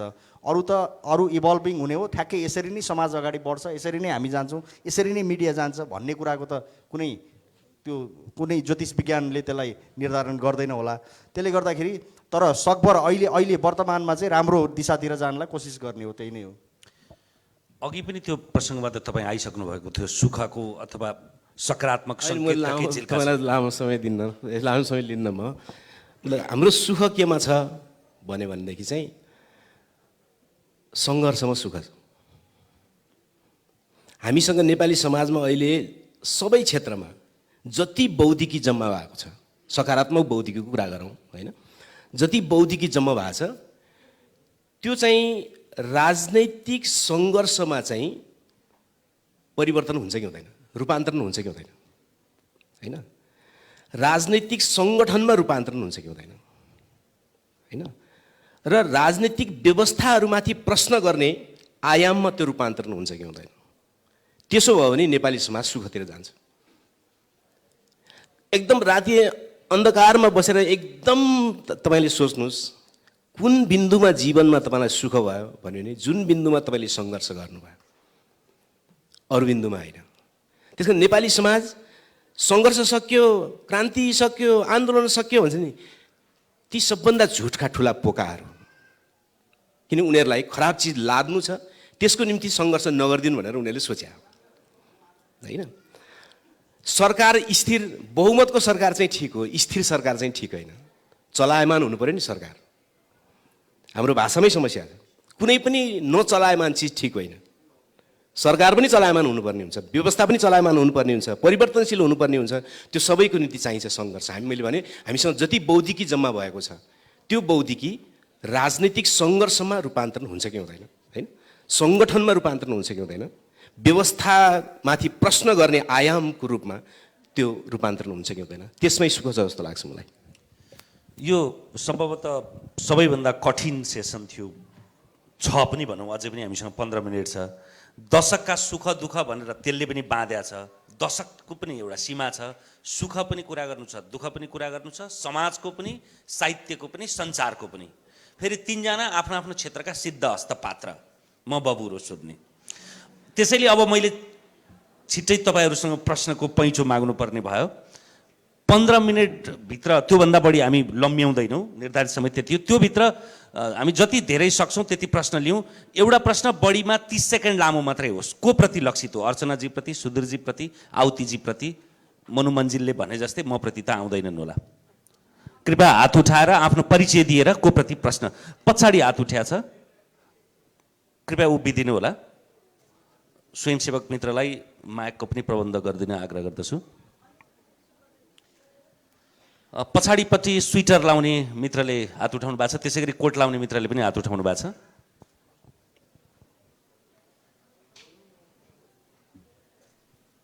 म भनौँ? हुन्छ, कृपया उठ्नु हो भने अरू सबै पछाडिका मित्रहरूले पनि देख्नुहुन्छ कि?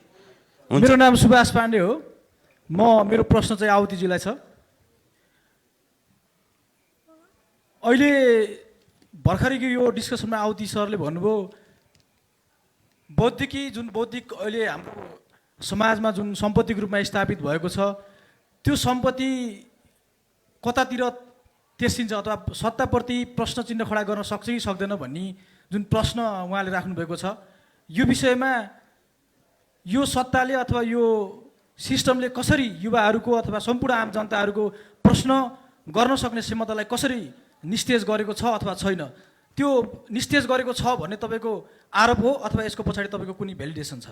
धन्यवाद। सुरुमा प्रश्नै लिउँ होला, होइन? ओके, सुरुमा। त्यस पछाडि अर्को प्रश्न, आफ्नो परिचय र प्रश्न। मेरो नाम प्रभात चलाउने हो, म चाहिँ पत्रकार हो। अब यहाँ सुख र दुःखको जुन कुरा भयो त्यसमा अलिकति जोड्दै म आवती दाइलाई प्रश्न गर्न चाहन्छु।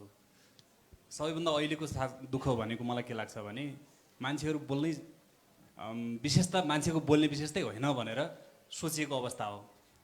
बोल्नु हुँदैन, बोल्यो भने त्यो अभिव्यक्तिमा तत्कालै चाहिँ प्रतिबन्ध लाउने कसरी भनेर एक खालको छलफल चल्ने अहिलेको समय हो। सञ्चारमा भन्ने हो भने पनि प्रविधि ल्याएको एउटा विकासले गर्दाखेरि मान्छे जसरी अभिव्यक्त भएको छ त्यो अभिव्यक्तिमाथि कसरी चाहिँ प्रतिबन्ध लाउने भन्ने खालको एउटा भएको छ। सामाजिक सञ्जाललाई हेरेर पत्रकारितामाथि गाली गर्ने एउटा ट्रेन्ड त्यहाँ छ। फेरि त्यो मलजल पनि यही कहीँबाट भइरहेको छ जसले प्रतिबन्ध लाउन चाहन्छ। दोस्रो कुरा, ठुला मिडिया, केही मिडिया, अलि व्यावसायिक मिडिया कुरा गरौँ, त्यो पनि कहाँ छ भने त्यो कहीँ व्यावसायिक डिलतिर गएर जोडिन्छ। न्युजहरू पनि त्यहाँबाट निर्माण हुने गर्छन्, एउटा यो ग्राउन्ड। दोस्रो, मैले आवती दाइलाई के प्रश्न गर्न चाहन्छु भने आज हामी भन्दैछौँ कि यो खालको अवस्था छ, होइन? तर यो अवस्थाबाट हामी वैकल्पिक जुन अल्टरनेटिभ वेको कुरा गर्छौँ, अल्टरनेटिभ अभियानको कुरा गर्छौँ, अल्टरनेटिभ धारको कुरा गर्छौँ नि, त्यो पनि त बन्न सकिरहेको छैन। जहाँ आजको आक्रोशित युवा, यो राजनीतिले मलजल गरेर पैदा गरेको जुन चेतना छ, आक्रोशित युवा छ, यो पङ्क्ति छ, यो सोच छ, त्यसलाई एउटा अल्टरनेटिभ वे दिने कुरा कहीँ पनि जन्मिँदैन, होइन? फेरि ती अल्टरनेटिभ भन्नेहरू पनि कहीँ न कहीँ गएर फेरि त्यही समाहित हुन खोज्छन्। आइराखेका छन्, हरेक मान्छे आउँछ फेरि त्यहीँ आएर समाहित हुन्छ। ती अल्टरनेटिभहरूको बिचमा पनि फेरि कहीँ न फेरि फरक आफ्ना आफ्ना फेरि छुट्टा छुट्टै खालका छन्। दाइको यसप्रति के छ? त्यो हुन सक्दैन अब के? हस्, आशय बुझियो। त्यस पछाडि अर्को प्रश्न पछाडिबाट राख्दै हुनुहुन्थ्यो उभिएर। हजुर। हेलो, मेरो नाम चाहिँ मनिष लामिछाने हो, विद्यार्थी हुँ। मेरो प्रश्न चाहिँ मेनली चाहिँ मैले आवती सरलाई दिन चाहेँ। क्वेसन चाहिँ यस प्रकारको रहेको छ। मैले चाहिँ रिसेन्टली एनिमल फार्म पढेको थिएँ, जर्ज अर्वेलको। त्यो उपन्यास पढिरहँदाखेरि चाहिँ त्यो परिवेश चाहिँ मलाई एक हिसाबले चाहिँ हाम्रै देशको परिस्थितिमा मोडिएको हो कि जस्तो लागिरहेको थियो। अब त्यस प्रकारको त्यो निरङ्कुशतालाई जसरी त्यसमा देखाइएको छ त्यस्तै हाम्रो देशमा पनि भइरहेको हो कि यस्तो समाजवाद समाजमा हुने त्यस्तो प्रकारको निरङ्कुशतालाई चाहिँ हामीले कसरी हटाउन सक्छौँ त्यसका बारेमा? त्यसै गरी अरू दुईवटा प्रश्न लिउँ अनि उत्तरतिर आउँ। त्यसै गरी अर्को पछाडि पनि हात उठ्या छ।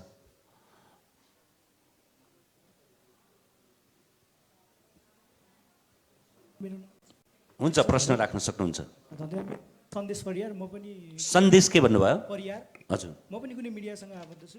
विशेष चाहिँ मिडियामा काम गर्दाखेरि चाहिँ मलाई आजभोलि लाग्छ कि मलाई मिडियाहरू चाहिँ जस्तो कि न्युजहरूको चाहिँ इम्प्याक्ट यो प्रश्न को प्रति लक्षित होला?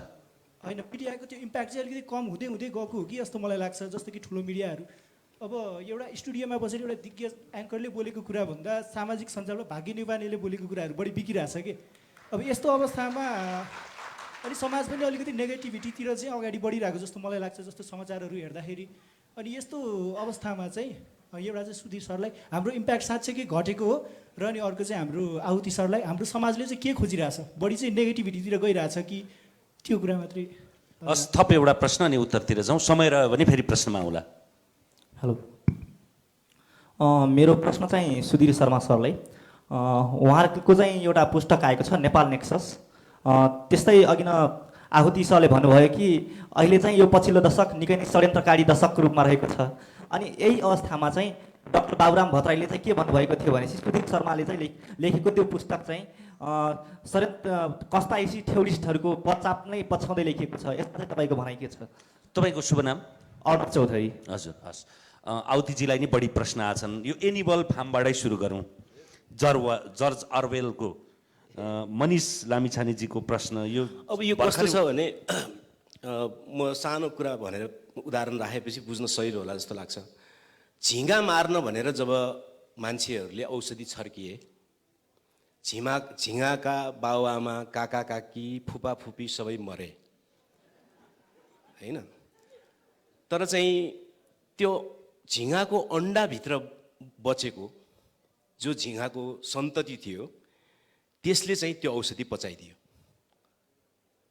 र महान वैज्ञानिकहरूलाई मूर्ख बनाउँदै झिँगाहरू फेरि संसारमा फर्किए होइन। यो अर्वेलको प्रसङ्ग मैले त्यसैबाट भन्दैछु होइन, कतिपयले त्यो पुस्तक नपढ्नु भयो होला जर्ज अर्वेलको। म भन्दैछु म पहिलो कुरा यो मेरो कुरा भन्दिनँ न। ठिक छ। अनि मलाई त्यस कारण अहिले सामाजिक सञ्जाल भन्नुहोस् इत्यादि भन्नुहोस् जो बाढी जसरी आएको छ, यो झिँगाका बाबुआमालाई रन्थन आएको जस्तो भएको हो। हरेक चिज नयाँ आउँदाखेरि मानव समाजलाई एक झमट तरङ्गित गर्छ। त्यसको कुनै नियम हुँदैन, त्यसले थुप्रै विकृतिहरू पनि पैदा गर्छ होइन।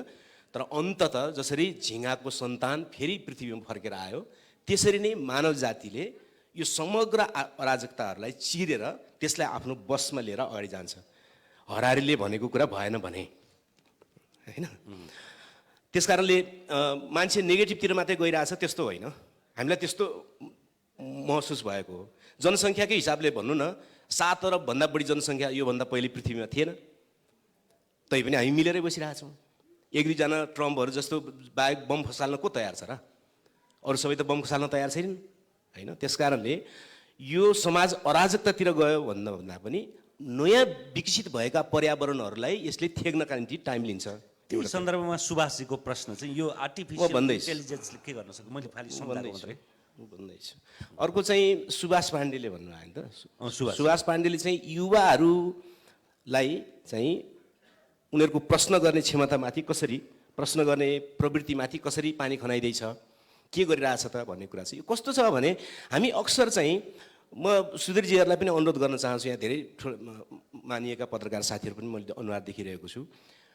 वाक स्वतन्त्रता भनेको चाहिँ हाम्रो लोकतान्त्रिक अधिकार हो भन्ने भाष्य चाहिँ आजको होइन। यो चाहिँ करिबन 450 वर्ष जति अगाडिको हो यो। अब हामीले यो अवधारणामा अप गर्नु पर्यो। हाम्रो राजनीतिक अधिकार होइन यो। मान्छे सबभन्दा पहिले अक्सिजन भएन भने केही मिनेटमा मर्छ होइन, पानी भएन भने केही घन्टामा मर्छ, खाना भएन भने केही दिनमा मर्छ, त्यसपछि बोल्न पाएन भने मान्छे रहँदैन। त्यसरी मानिसको चौथो अधिकार हो यो, चौथो जीवन हो यो बोल्नु भनेको। चौथो के भन्छ, हावा 1 नम्बरको हो भने बोल्ने भनेको चाहिँ चौथो नम्बरको कुरा हो यो। त्यसकारण यो लोकतान्त्रिक अधिकार होइन, यो मानिसको जैविक अधिकारभित्र पर्छ। बोलेको हुनाले मान्छे भएको हो, बोल्दैन भने त मान्छे नै हुँदैन नि। बोल्नका निम्ति भाषा चाहिन्छ। भाषा चाहिँ सञ्चार गर्ने माध्यम होइन, सञ्चार गर्ने माध्यम त द्वितीय तृतीय हो। सोच्ने यन्त्र हो नि भाषा भने त। भाषा भन्यो भने त सोच्नै मिल्दैन। म घर जान्छु भने कि इङ्ग्लिसमा भन्नु पऱ्यो कि नेपालीमा भन्नु पऱ्यो कि नेवारमा भन्नु कि मगरमा भन्नु पऱ्यो, कुनै भाषामा सोच्ने हो भनेपछि सोच्ने प्राणीले त बोल्नै पर्ने हुन्छ नि। त्यसो बोल्नु भनेको उसको जैविक कुरा हो, मान्छे हुने कुरा हो होइन।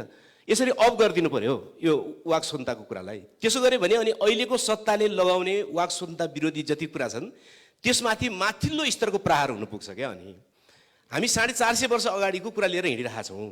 हामीलाई वाक स्वतन्त्रता चाहियो, वाक स्वतन्त्रता चाहियो, राजनीतिक अधिकार मात्रैको कुरा भयो, त्यसो होइन। यो मान्छे हुनका निम्ति चौथो अनिवार्य चिज हो। यो भएन भने मान्छे हुँदैन भन्न सक्नु पर्यो भन्ने लाग्छ मलाई। त्यसमा उहाँको अब त्यस कारणले उहाँको कुरा त्यही हो। मैले बुझेअनुसार चाहिँ यो आर्टिफिसियल इन्टेलिजेन्सको प्रभावका कारणले पनि मान्छेको त्यो कल्पनाशीलता, बोल्ने सोच्ने कुरा हराउँदैछ। त्यस्तो केही पनि होइन, त्यो त मलाई लाग्दैन।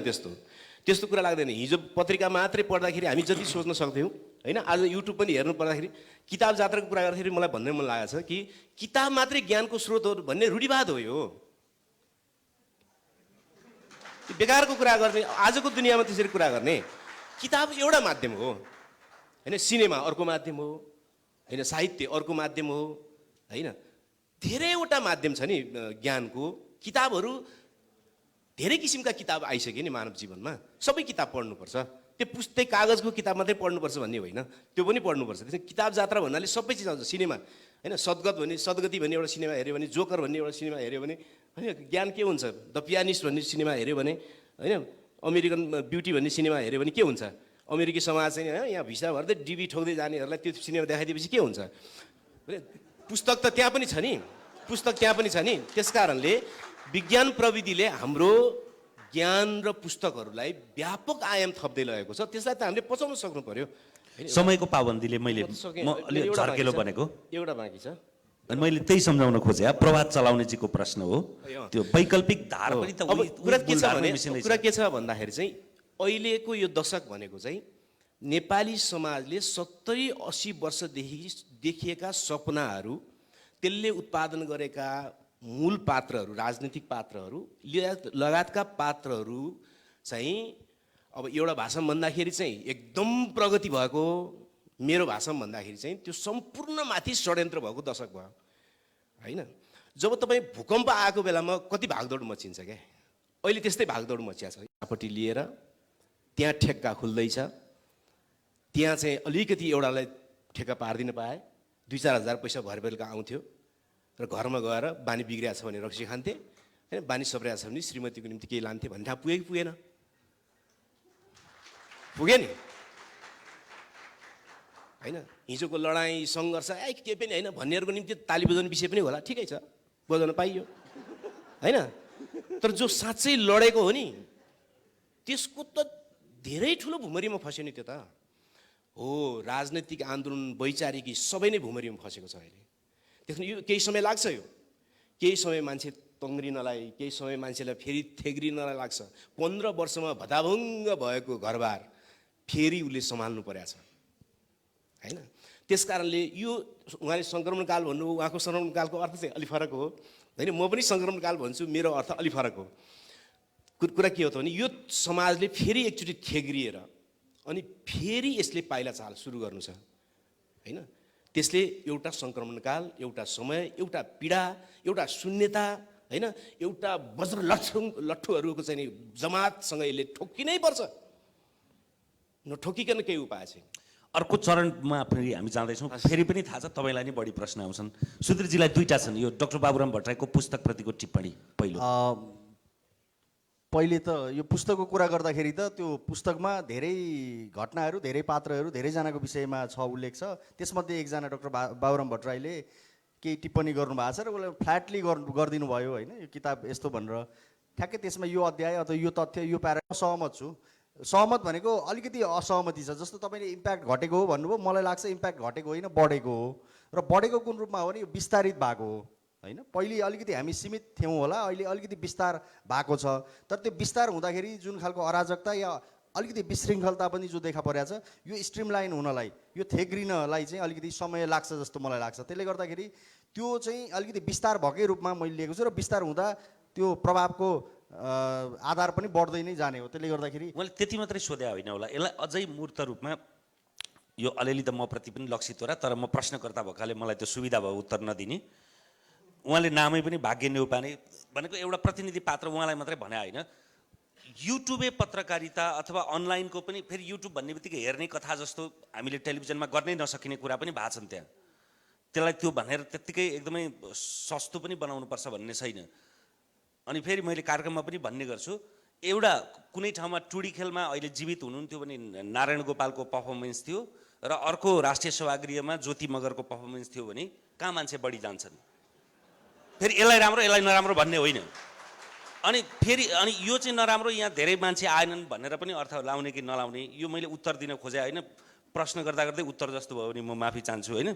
त्यसैले त्यो केलाई चाहिँ पर्गेल्ने, किन कान्तिपुरै पढ्ने अथवा किन कान्तिपुरै हेर्ने, किन एपिवा नै हेर्ने अथवा किन सेतो पार्टी नै हेर्ने? अरू त्योभन्दा बढी भ्यू भएका, लाइक भएका, सेयर भएका त अरू छन् त, त्यसको इम्प्याक्ट घट्यो कि भन्ने प्रश्न हो।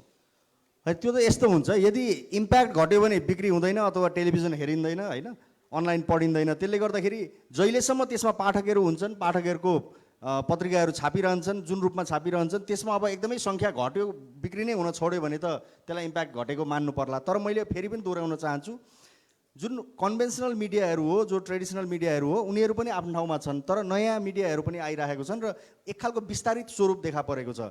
तपाईँले भने जस्तो खालको फेनोमेनाहरूबाट कसरी अगाडि बढ्छ समाज भन्दाखेरि यो थेग्रिनलाई केही समय लाग्छ जस्तो मलाई लाग्छ। त्यो केही सिम्टम्सहरू देखा पनि पर्न थालिसकेका छन्।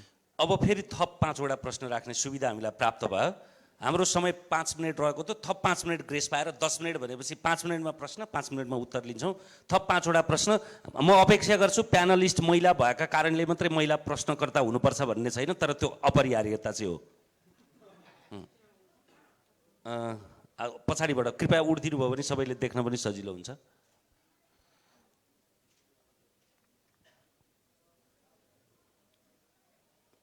त्यस पछाडि पनि हात उठ्दै गऱ्यो भने व्यवस्थापन, माइक व्यवस्थापनमा सहज हुन्थ्यो भनेर।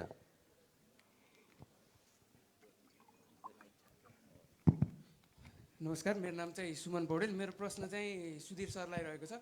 हामी चाहिँ मूलधारका मिडियाहरूलाई सामाजिक सञ्जालसँग त तुलना नै नगरौँ, सामाजिक सञ्जाल भनेको त्यो छुट्टै नै भयो, मूलधारको मिडिया भनेको छुट्टै नै भयो। तर मूलधारको मिडियामा नै देखिएको केही विकृति जस्तो मान्छु म। यो पछिल्लो दशककै कुरा गर्दाखेरि पनि हामी अलिकति धेरै स्वतन्त्र भएर हामीले एकतर्फी रूपमा मिडियालाई मात्र चलाइरहेका छौँ कि? जस्तै हिजो बिहान हामीले केही कुरामा विश्लेषण गर्नुपर्दाखेरि, जस्तै हामीले एमसिसीकै प्रक्रिया हेऱ्यौँ भने मूलधारकै मिडियामा एउटा मिडियाले चाहिँ त्यसको सपोर्टमा चाहिँ त्यसलाई विश्लेषण गर्ने भने अर्को मिडियाले चाहिँ त्यसको विपक्षमा विश्लेषण गर्ने भने यो कतैबाट चाहिँ यो चलिएको त होइन या कतैबाट यो चलाइएको त होइन भन्ने एउटा प्रश्न जुन सिर्जना भएको छ, त्यसले पत्रकारको स्वतन्त्रतामाथि, स्वतन्त्र पत्रकारहरूमाथि नै प्रश्न चिन्ह खडा गरेको भन्ने एउटा प्रश्न छ। र अर्को यसै सन्दर्भमा म एउटा जोड्न चाहन्छु, पूर्व मिस नेपालले एउटा मूलधारको मिडियामा चाहिँ आफूसम्म सम्बन्धित एउटा प्रकाशित भएको थियो, त्यसको खण्डन गरेर उहाँले पटक पटक सामाजिक सञ्जालमा भन्नुभएको थियो। तर त्यो मूलधारको मिडियाले आफ्नो दम्ब देखाएको हो कि के हो, त्यो समाचारलाई चाहिँ परिवर्तन नगरी उहाँको आफ्नै हिसाबले चाहिँ वर्णन गर्नुभएको थियो। र यस्ता कुराहरूलाई चाहिँ न्यूनीकरण गर्न चाहिँ मूलधारको मिडिया जस्तो कान्तिपुरले चाहिँ के कस्तो सक्छ भन्ने हो। त्यो सन्दर्भ तपाईँकै मुखबाट भनिदिनु भए पनि हुन्छ। श्रृङ्खला खतिवडा, हजुर, श्रृङ्खला खतिवडाले नागरिक न्युजमा चाहिँ एउटा आफू चाहिँ यस्तै यो जस्तै यौन शोषणको विषयमा चाहिँ उहाँले चाहिँ एउटा प्रोग्राममा भन्नुभएको थियो। त्यो प्रोग्राममा चाहिँ नागरिक न्युजले त्यसलाई अतिरञ्जित गरेर थोरै परिवर्तित रूपमा लेखेको विषयमा चाहिँ उहाँले खण्डन गर्नुभएको थियो। अरू थप 4वटा प्रश्न लिन्छौँ हामी। नमस्कार, मेरो नाम चाहिँ प्रशान्त लम्साल। मेरो प्रश्न चाहिँ आउती सरलाई। अब राजनीति भनिसकेपछि हामी शिक्षासँग पनि जोडिनुपर्छ सायद, जहाँ कतै थोरै भए पनि। अनि आजको जुन शिक्षा व्यवस्था हामीले हेरिरहेका छौँ, जुन राजनीतिमा आउने नयाँ युवावर्गहरू छन्, अलि बढी आवेगमा चलिरहेको हो कि अथवा जुन यो नेतृत्व वर्गहरू, भोलिको दिनमा आउने नेतृत्व वर्गहरू अलिकति व्यवहारिक भन्दा पनि बढी चाहिँ आवेगमा आएर गरिने राजनीति जुन छ, त्यसले भोलिको दिनमा देशलाई सुरक्षित बहिर्गमन अथवा कुनै ठाउँमा सुरक्षित रूपमा पुर्याउन सक्छ त भन्ने एउटा मेरो प्रश्न। अनि अर्को कुरा के भन्दै हुनुहुन्थ्यो भन्दाखेरि थिग्रिनलाई केही समय लाग्छ, एउटा क्रान्तिपछि एउटा स्टेबल टाइममा आउनलाई केही समय लाग्छ भन्नुभएको थियो आयुक्ति सरले। अझै पनि हामी अझै कति वर्ष लाग्छ भनेर कुद्ने स्थितिमा छौँ त? हामी त अब एउटा पेसमा अगाडि बढ्नुपर्ने स्थिति हो। यही जुन अबको भोलिको युवा वर्गको नेतृत्वले देशलाई सुरक्षित ठाउँमा बहिर्गमन पुर्याउन सक्छ त? मेरो प्रश्न। हस्, अब थप 3वटा प्रश्न। महिला मित्रको पनि प्रश्न आओस् भन्ने हाम्रो अपेक्षा मात्रै होइन, अपरिहार्यता भनेको छ है।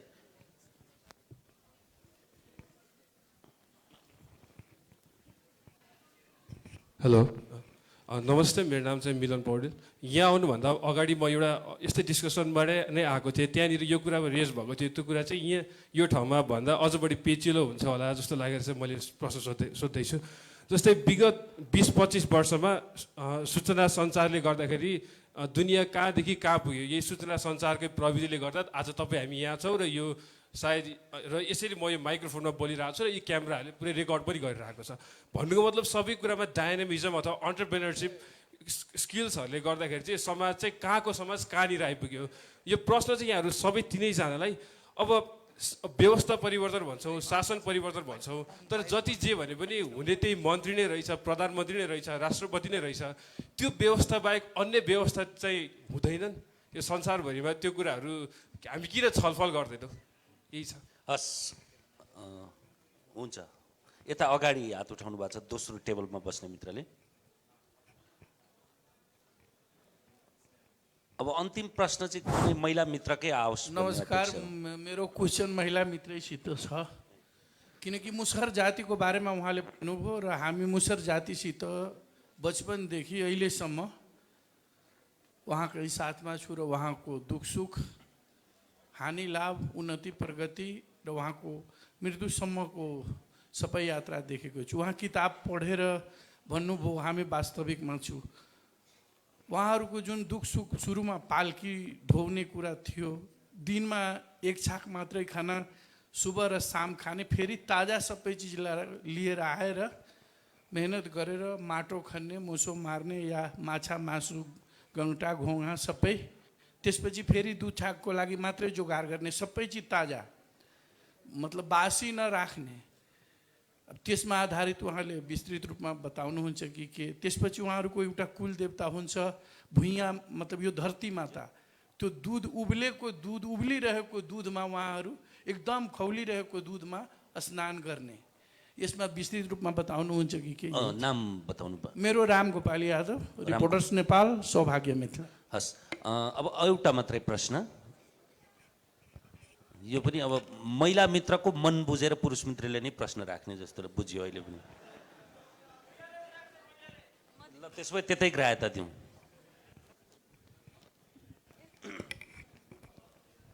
नमस्ते, म चाहिँ अनिसा पाण्डे।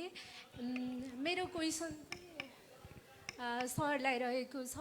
एमसिसीको बारेमा विभिन्न किसिमको टीका टिप्पणीहरू आए, तर यसलाई ठिक अथवा कसैले पनि कुनै पनि मिडियामा सार्वजनिक गर्नुभएको छैन। मलाई चाहिँ लाग्यो कि उहाँहरूले विभिन्न किसिमको कुराहरू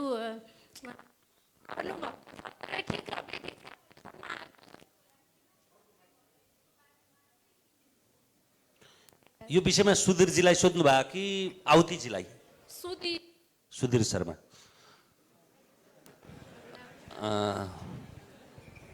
यहीँबाट सुरु गरौँ सुधीरजी। हस्, खासमा तपाईँले अघि भने जस्तो एमसिसीसम्म चाहिँ नपुगिहालौँ भन्ने थियो, एमसिसी पुगि नै हाल्यो। हुँदा तपाईँले बुझ्नुभयो होला यस्तो कार्यक्रममा पनि किन राजनीति जोडिन्छ अथवा सञ्चार जोडिन्छ भन्ने कुरा। मलाई के लाग्छ भने अब एमसिसीको बारेमा धेरै डिटेलमा चाहिँ नजाउँ, बोरिङ होला, यहाँ हामी अर्कै सन्दर्भमा छौँ। तर के लाग्छ भने जुन खालको बहस छलफल अहिले भइरहेको छ, अलिकति यो समय पुगेन एमसिसीको बारेमा जस्तो लाग्छ मलाई। किनभने यो सम्झौता जति बेला भयो त्योभन्दा अगाडि धेरै हुनुपर्थ्यो, तर त्यो सम्झौता गर्ने बेला चुनावको मुखमा गरियो, गुपचुपमा गरियो। धेरै हल्ला गर्न राजनीतिक दलहरू नेताहरूले चाहेनन्। फेरि यो राजनीतिक दल नेता भन्दाखेरि मैले एउटा राजनीतिक दललाई मात्रै इङ्गित गरे होइन, यो सबै दलहरू, सबै प्रधानमन्त्रीहरू, अहिले 4-5 जना प्रधानमन्त्रीहरू नै जोडिएको विषय हो यो। मलाई व्यक्तिगत रूपले सोध्नुहुन्छ भने मलाई के लाग्छ भने यो विषय संसदमा अनुमोदन गरेर लैजानुपर्ने विषय थिएन। किन मूल सम्झौताको कपी तपाईँले हेर्नुभयो भने त्यहाँ सम्झौतामा अनुमोदन गर्नुपर्छ भन्ने उल्लेख पनि छैन। कहाँबाट कसरी कुन ढङ्गले चाहिँ अनुमोदन भन्ने कुरा आयो त्यो पनि प्रश्न छैन, प्रश्न पारिएको छैन। अहिले सत्तारूढ दलभित्र जुन खालको बहस चलिरहेछ मलाई लाग्छ किनभने यो ठुलो एउटा यसो झट्ट हेर्दा त विकास परियोजना हो, त्यो लिँदा राम्रै हुन्छ नि भन्ने हामी सबैलाई लाग्छ। हो, राम्रै हुन्छ, किनभने हामी वैदेशिक अनुदान ऋणमै बाँचिरहेछौँ। एउटाले ऋण बिना अनुदानै दिएर विकास गरिदिन्छु भनेर आउँछ भने त राम्रै कुरा हो नि त भन्ने हामीलाई लाग्छ। तर त्यसमा जोडिएका केही अप्ठ्यारा चिजहरू छन् कि त्यसमा त छलफल गर्नु पऱ्यो नि त, हेर्नु पऱ्यो नि त। त्यो हेर्ने काम चाहिँ राम्ररी भइरहेको छैन जस्तो लाग्छ मलाई। दोस्रो चाहिँ यो भनेको चाहिँ अहिले के बुझ्नुहोस् भने संसार दुईवटा ध्रुवमा बाँडिएको छ, बाँडिँदैछ। एउटा अमेरिकी ध्रुव थियो, एकल महाशक्तिको रूपमा अमेरिका थियो 20-25 वर्षदेखि। अर्को ध्रुवको रूपमा अहिले चीनले नेतृत्व गरिरहेको छ। र यो दुईवटा शक्तिको बिचमा जुन खालको एउटा विश्वव्यापी टकराव तपाईँले ट्रेड वारको रूपमा हेर्नुहोस्, अन्य धेरै विषयहरूमा हेर्नुहोस्, त्यसको रिफ्लेक्सन प्रतिबिम्ब नेपालमा पनि देखिन थालेको हो। तपाईँ एउटा पक्षको विकास आयोजनालाई बढी, चाहे त्यो BRI होस् अथवा MCC होस्, कता बढी ढल्किनुहुन्छ त्यसको इन्गेजमेन्ट बढ्छ र त्यतातिरै देश ढल्किने खालको पनि हुन्छ। त्यसले गर्दा यो एउटा बृहत्तर राजनीतिक र भूराजनीतिक प्रश्नसँग सम्बन्धित छ जस्तो लाग्छ। यसमा एक लाइनमा भन्दाखेरि छलफल अहिले नै तुरुन्तै अनुमोदन गर्ने भन्दा व्यापक छलफल हुनुपर्छ जस्तो मलाई लाग्छ। उहाँको प्रश्न चाहिँ के थियो भने सञ्चार माध्यमले यो ठिक अथवा बेठिक होइन, म काम गर्ने सञ्चार संस्थामा हामीले हाम्रो भ्युज दिने भनेको त्यहाँ धेरै खालको हुन्छ। अर्चनाजीले लेख्नुहुन्छ, कहिलेकाहीँ धेरै लेख्नुहुन्न उहाँलाई भन्दा पनि, आवतीजीले 15-15 दिनमा लेख्नुहुन्छ। उहाँहरूको आफ्नो धारणा हुन्छ विभिन्न लेखकको। हामीले दिने धारणा, हाम्रो विचार भनेको सम्पादकीयमा हुन्छ। सम्पादकीयमा आएको छ, लामै सम्पादकीय लेखिया छ होइन, एकपल्ट हेर्नु हुँदा पनि हुन्छ। अर्को प्रश्न थियो सुमन पौडेलजीको, यो मूलधार र सामाजिक सञ्जाललाई छुट्याएर हेर्नुपर्नेसँग सम्बन्धित प्रश्न। यो मूलधार भन्ने चाहिँ मलाई लाग्छ, म आफूले त्यसरी भन्न चाहन्न। मूलधार केलाई मान्ने भन्ने पनि प्रश्न आउला होइन, त्यसमा धेरै खालको बहस हुनसक्छ। तर अन्तर सम्बन्धित जसरी आइरहेको छ, सामाजिक सञ्जाल सबैले चलाउन सक्ने हुनुभयो। एउटा खालको अलि व्यवस्थित खालको मिडियाहरू चलाउने एउटा सङ्गठित समूह, एउटा कम्पनी, एउटा सञ्चार गृह चाहिएला होइन। तर यो अन्तर सम्बन्धित पनि छ, अलिकति फरक पनि छ। तर हाम्रो चिजहरू, हाम्रो पत्रिकाहरू, मेरो अनलाइनमा कान्तिपुरबाट जाने चिजहरू धेरै जसो फेसबुक र ट्विटरको लिङ्कबाटै जान्छ। त्यसले गर्दा हामीलाई पनि सञ्चार गृहलाई सामाजिक सञ्जाल चाहिँ अपरिहार्य नै भइसक्यो नि त। त्यसले गर्दाखेरि यो अन्तर सम्बन्धित नै छ। अब यो कुन चाहिँ प्रभावी हुन्छ, कसरी जान्छ भन्ने कुरा त मैले अघि नै भने, त्यही दोहोऱ्याउन चाहन्छु। यो थिग्रिन समय लाग्छ, केही अहिले सङ्क्रमणकै अवस्थामा छौँ, ठ्याक्कै यसरी जान्छ भनेर अहिले भन्न सकिँदैन। केदार शर्माको उत्तर के अरे उहाँले भन्ने गरेको कुराबाट उत्तर दिँदा ठिक हुन्छ होला।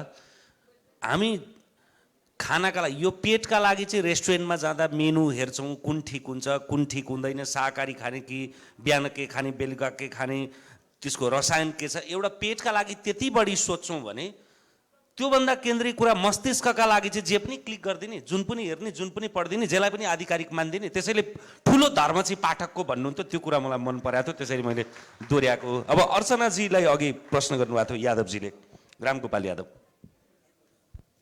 सबैभन्दा पहिला त मैले उहाँसँग माफी माग्नुपर्छ। मलाई लाग्छ मैले गलत इम्प्रेसन दिएँ जस्तो लाग्छ। मलाई थाहा छैन मुसहर संस्कृतिहरूको बारेमा।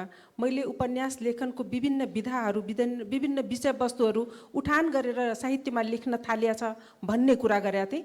यो उपन्यास मुना चौधरीले लेख्नु भएको छ। उहाँलाई त्यो संस्कृतिको बारेमा राम्ररी थाहा छ। एउटा पाठक भएको नाताले मैले त्यो उपन्यासको मार्फत मुसहर संस्कृति, जाति, उहाँहरूको जीवनहरूबारे पढ्न पाएँ। तपाईँले पनि उपन्यास लेख्नुभयो भने मैले सायद अरू थप जान्ने र बुझ्ने मौका पाउँछु होला। धन्यवाद। आवतीजीलाई प्रश्न याद गरिरहनु भएको छ तपाईँले। यो मुसहरहरूको बारेको कुरा सकिहालौँ है त। MCCमा पनि म आउँछु है, तपाईँलाई धेरै भन्न मन लाग्यो। मुसहरहरूको कुल देवता चाहिँ दिनाभद्री हुन्छ, जमिन हुँदैन होइन। उनीहरूले भूमि पूजा गर्ने हो। उनीहरूको ठुलो चाड भनेको चाहिँ कुल देवता चाहिँ दिनाभद्री हो। यो सक्यो है। अब MCCमा पछि यहाँ अरू आएको छ। अरू चाहिँ के छ भन्दाखेरि यो ज्योति मगर र नारायण गोपाल कुरा आयो नि, त्यो त्यत्तिकै छोड्नुहुन्न यति गम्भीर प्रश्न उठेपछि होइन। मेरो बुझाइ चाहिँ के हो भने अधिकांश नारायण गोपालले गाएका गीतहरूले भन्दा ज्योति मगरले गरेको डान्स र गीतले समाजलाई कम हानि हुन्छ। कम हानि गर्छ। कम हानि गर्छ। किन साहित्य के हुन्छ भन्दाखेरि एकदम उन्नत स्तरको साहित्यबाट अत्यन्तै खराब कुरा भनियो भने त्यसले समाजलाई डरलाग्दो असर पार्दै जान्छ। कमसल खालको साहित्यले चाहिँ समाजलाई कम हानि गर्छ होइन। त्यस कारण ज्योति मगरको डान्स वा उनले प्रस्तुत गर्ने गीत सितले चाहिँ समाजलाई तत्काल केही अलिअलि अराजकता जस्तो अलिअलि केही गरे जस्तो वा उत्तेजना जस्तो इत्यादि गर्छ। त्यसले दीर्घकालीन रूपमा मस्तिष्क निर्माणमा काम गर्दैन। तर नारायण गोपालले गाएका अधिकांश गीतहरूले चाहिँ झरेको पात झैँ भयो, उदास मेरो जिन्दगी, एक्लै तिमी नाउ, म मातिएको बेला लगायतले चाहिँ दीर्घकालीन रूपमा युवा पुस्ताको मस्तिष्कै बिगार्दिन्छ। यो दर्शक पनि रोचक क्या, यसैलाई प्रतिनिधि मान्दा अघि ज्योति मगर र नारायण गोपालको एउटा थेसिसबाट कुरा गर्दा पनि ताली बज्यो, अहिले अर्को थेसिसबाट ताली बज्यो। त्यो त उहाँले जान्ने कुरा हो। अब आयो यो आवेगमा आधारित राजनीतिले चाहिँ ठिक ठाउँमा पुर्याउला त भनेर भनिन्छ। आवेग भएन भने त राजनीति नै हुँदैन। कसरी हुन्छ होइन? आवेग हुन्छ, क्रोध हुन्छ होइन, त्यसपछि अन्तिममा आएपछि त्यो विद्रोहमा जाने बेलामा घृणा हुन्छ। किन कुनै पनि क्रान्ति र सम्मेलनहरू भनेको घृणाहरूको सम्मेलन र प्रत्येक घृणा एउटा निश्चित वैचारिकीबाट जन्मिन्छ होइन। त्यस कारण आवेगविहीन केही हुँदैन। उहाँले भन्नु खोजेको चाहिँ के होला भने होस केही पनि नभएको होइन, क्रोधित मात्रै भएको, रिसाएको मात्रै, त्यस्तो राजनीति अगाडि जाँदैन नि। त्यो त कहिलेकाहीँ ऋतिक रोशनवाला विद्रोह जस्तो मात्रै हुन्छ नि होइन। कहिलेकाहीँ यसो विद्रोह हुने 2-4 जना मधेसी पिट्ने अनि सिद्धो, त्यो अर्कै विषय भयो होइन। त्यस कारण राजनीति वैचारिकी सहितको हुन्छ, आवेग सहितको हुन्छ र त्यसले घृणाहरूको उत्पादनै गर्छ। गलत चिजप्रति घृणा जागेन भने कसरी विद्रोह हुन्छ होइन। त्यो त्यसो हुन्छ। अब एकजना साथीले भन्नुभयो कहिलेसम्म गरिराख्ने त यो भन्ने छ कि होइन, जहाँ पनि आउँदै गर्छ होइन, कहिलेसम्म गरिराख्ने त। मानव समाजलाई तपाईँले अब हरारीकै भाषामा भन्दाखेरि चाहिँ 70,000 वर्षलाई हेऱ्यो भनेदेखि चाहिँ 70,000 वर्ष भयो मान्छेले सङ्घर्ष गरेको। चाहिँ मानिस हुनु भनेकै सङ्घर्ष गर्नु हो। सङ्घर्ष बिना त मान्छे नै छैन। अहिले हामी श्रम गरेर बाँच्नु परेको छ संसारमा। हेर्नुहोस्, मान्छे भएर श्रम गर्ने, शारीरिक श्रम के, मान्छे भएर श्रम गर्नुपर्ने। ल किरा फट्याङ्ग्राले चाहिँ श्रम नगरे नि हुने, मजाले बाँच्ने होइन। चराहरू चाहिँ मजाले बाँच्ने श्रम नगरिकन। हामी चाहिँ मान्छे सबभन्दा बढी बुद्धि भएको 9 करोड न्युरोन भएको भन्छ होइन मान्छेको दिमागलाई। हामी चाहिँ श्रम गर्नुपर्ने भनेपछि हामी कति घटिया समाजमा छौँ। हामीले त 2 घन्टा काम गरेर होइन 22 घन्टा कविता लेख्न पाउनु पर्यो, 22 घन्टा डुल्न पाउनु पर्यो। हनीमुन किन 1 हप्ता, 1 वर्षभरि हनीमुन मनाउनु पर्यो होइन। त्यो त जानुपर्ने हो नि मानव समाज त। भनेपछि यस्तो खालको घटिया समाज छ, घटिया संरचना छ भनिसकेपछि अब सङ्घर्ष बिना केही हुन्छ त? अनि तपाईँ सोध्नुहुन्छ कि कति गर्ने, कति पनि नगर्ने हो भने त आत्महत्या गर्नुपर्ने हुन्छ हो। तपाईँले राजनीति नगरे पनि अर्काले पिट्न छोड्दैन, भाउ बढाउनु छोड्दैन, बजार भाउ बढाउनु छोड्दैन, के गर्नुहुन्छ? त्यस कारण कति गर्ने भन्ने होइन, जति आवश्यक हुन्छ गर्दै जाने भन्ने चाहिँ हो होइन। त्यसरी सोध्नु नै करिब समय अन्तिममा छ एउटा कुरा, त्यो के त भने शिक्षा भन्ने कुरा पनि आएको थियो। हजुर, राजनीति र शिक्षाको कुरा त्यो मिलाएको छैन कि त्यो पर्दैन होइन। त्यो प्रश्न ठिक छ। अनि अब एउटा प्रश्न चाहिँ छ, त्यो के छ, एमसीसी चाहिँ वान्स मोर पनि आइरहेछ। सबैले व्यवस्थाको यस्तै व्यवस्थाको मात्रै कुरा गर्छन्, यसको विकल्प छैन त भन्ने छ। संसारभरि अहिले विकल्पको खोजी भइराखेको छ। अहिले वैचारिक भने के त त्यही त हो नि, विकल्पको खोजी भइरहेछ। मान्नुहोस् भनौँ न 600 वर्षमा पृथ्वी सकिँदैछ। अन्त हरारीको भाषामा भन्ने हो भने त मान्छेले सिधाइदिने भयो होइन, नयाँ यन्त्रले सिधाइदिने खतरा भइसक्यो भनिसकेपछि यसको विकल्प के? अर्को अब अमेरिका जत्रो, उत्तर कोरिया जत्रो यत्रो देशले पनि पृथ्वी सिद्धाउने हतियार बनायो होइन। अमेरिकासँग 9 चोटि पृथ्वी सिद्धाउने हतियार छ भनिन्छ, उसँग 1 चोटि सिद्धाउने भयो। अब पृथ्वी एउटा छ बराबर भयो, 9 चोटि त कहाँ पड्काउने होइन। भनिसकेपछि त एउटा सिङ्गो मानव जाति सिद्धिने खेल चलिराखेको छ भनेपछि त्यसलाई कसरी बचाउने? त्यस्तो राजनीति त आउनै पर्छ।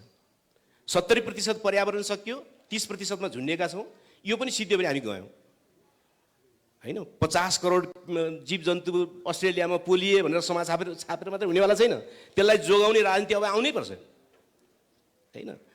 र चाहिँ संसारको महान भनिएको यो व्यवस्था होइन त अहिलेको राजनीतिक व्यवस्था, नेपालको मात्रै होइन संसारभरिको महान भनिएकोले के गरेछ भने के गरेछ त भन्दाखेरि 2% मान्छेको हातमा लगेर 92% सम्पत्ति थुपार्दिएछ यो महान व्यवस्थाले। महान लोकतन्त्र के यो महान पृथ्वीको सबभन्दा महान लोकतन्त्रले गरे के त भन्यो भने 2% मान्छेहरूको खल्तीमा लगेर 92% सम्पत्ति हालिदियो। हामी यहाँ जति फुर्ती गरे पनि त्यो 8%मा झुन्डेका मान्छेहरू भनेपछि यो अर्थतन्त्र यो राजनीति भत्काउने नयाँ राजनीति आए हुन्छ त? आउनै पर्छ। मेरो विचारमा त्यो सम्भव छ।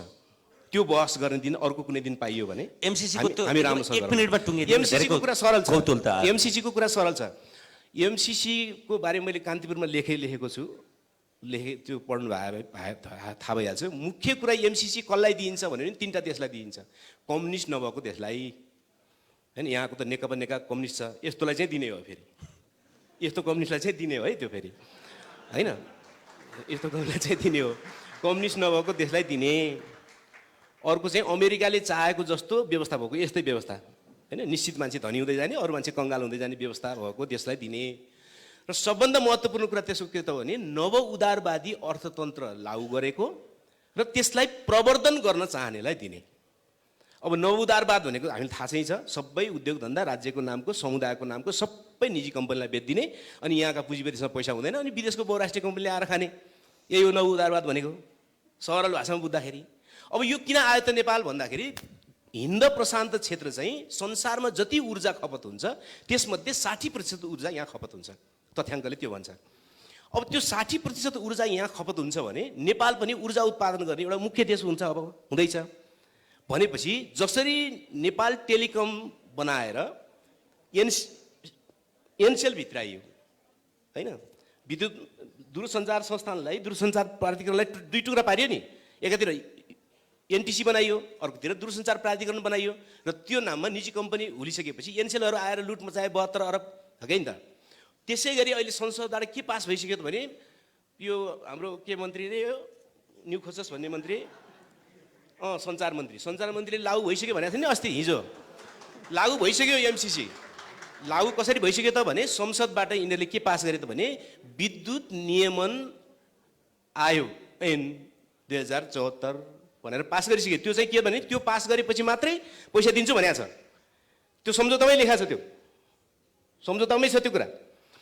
अब के हुने भयो त भन्दाखेरि विद्युत प्राधिकरण अब टुक्राइन्छ। टुक्राइसकेपछि जसरी एनसेल जस्ता बहुराष्ट्रिय कम्पनी विद्युत बेच्न आउँछन्, सञ्चार बेच्न आउँछन्, त्यसै गरी हाम्रो उत्पादन भएको बिजुली चाहिँ बहुराष्ट्रिय कम्पनीको हातमा जान्छ र उनीहरू बेच्छन्। अब याद हो, अब यो हो यसको मुख्य सार। यसको मुख्य सार नेपालमा उत्पादन हुने विद्युत बहुराष्ट्रिय कम्पनीलाई कसरी दिने बेच्नलाई, यसको मुख्य सार त्यो। अरू त्यसबाहेकका अरू के छन् होइन, सेना भन्छन्, म त्यो बुझ्दिनँ, त्यो धेरै कुरा त्यो सैनिकहरूले बुझ्ने कुरा भयो होइन। त्यो मुख्य सार नेपालको विद्युत अब नेपाली जनताको भन्दा जसरी सञ्चार चाहिँ एनसेलको हातमा जान्छ बहुराष्ट्रिय कम्पनी हातमा, त्यसरी नेपालको विद्युत बेच्ने अधिकार पनि बहुराष्ट्रिय कम्पनीको हातमा लैजानको निम्ति यो हो मेरो बुझाइ। हस्, यो चाहिँ धेरैको जिज्ञासा भएर मात्रै। फेरि यो विषयले कथाले माग्छ भन्छन् नि, दशकका दुःख साहित्य समाज सञ्चार बनाएको छ। यहाँ के आएन र? भ्लादिमिर पुटिनदेखि लिएर डोनाल्ड ट्रम्पसम्म, एमसीसीदेखि लिएर ज्योति मगरसम्म, नारायण गोपालदेखि लिएर सबै चर्चा आएपछि यो सम्भवतः यो प्रस्तुताको अक्षमता पनि हुन सक्ला, किनभने विषयलाई चाहिँ डोल्याउन नसकेपछि अन्तर्कन्तरका कुराहरू पनि आउँछन्। मलाई नाम मात्रै दिएको थियो, के भन्ने भनेको थिएन ऋषिजीहरूले। मैले आहुतिजीलाई अघि भन्दा विचारक भनेको ठिकै भनेछु होला, ताली पड्क्यो भने ठिकै भनेछु, नत्र भने अब के भने थाहा छैन। यो सेसनमा दशकका सुख दुःख समाज साहित्य र सञ्चारको यो सेसनमा सहभागिताका लागि राजनीतिज्ञ, विचारक, लेखक आहुति, त्यसै गरी कान्तिपुर राष्ट्रिय दैनिकका प्रधान सम्पादक लेखक सुधीर शर्मा र लेखक साहित्यकार अर्चना शर्मा, तिनैजनाप्रति आभार। अर्चना थापा, शर्मै भने, अर्चना थापा, तिनैजनाप्रति आभार। र सँगसँगै मलाई आधी समयसम्म प्रत्यक्ष रूपमा प्रश्न गर्ने 10 जना र सुनेर ताली बजाएर नबजाएर गलत प्रश्न गर्यो भनेर मुरमुराएर सही प्रश्न गर्यो भनेर अल्लादित भएर सक्रिय सहभागिता जनाउने सबैप्रति आभार। यो सेसन कति राम्रो भयो भन्ने कुरा चाहिँ हामी उठेर हामीले टोकन अफ लभ लिउन्जेलसम्म कुन परिमाणमा, कुन घनत्वमा, कुन कर्तुलताका साथ ताली बज्छ त्यसले निर्धारण गर्छ। नमस्कार।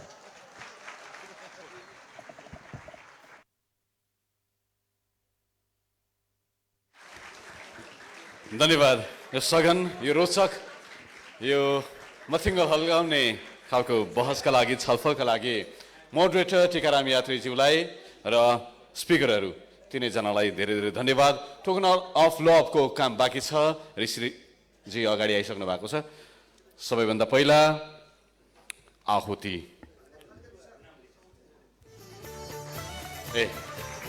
सुधीर शर्मा।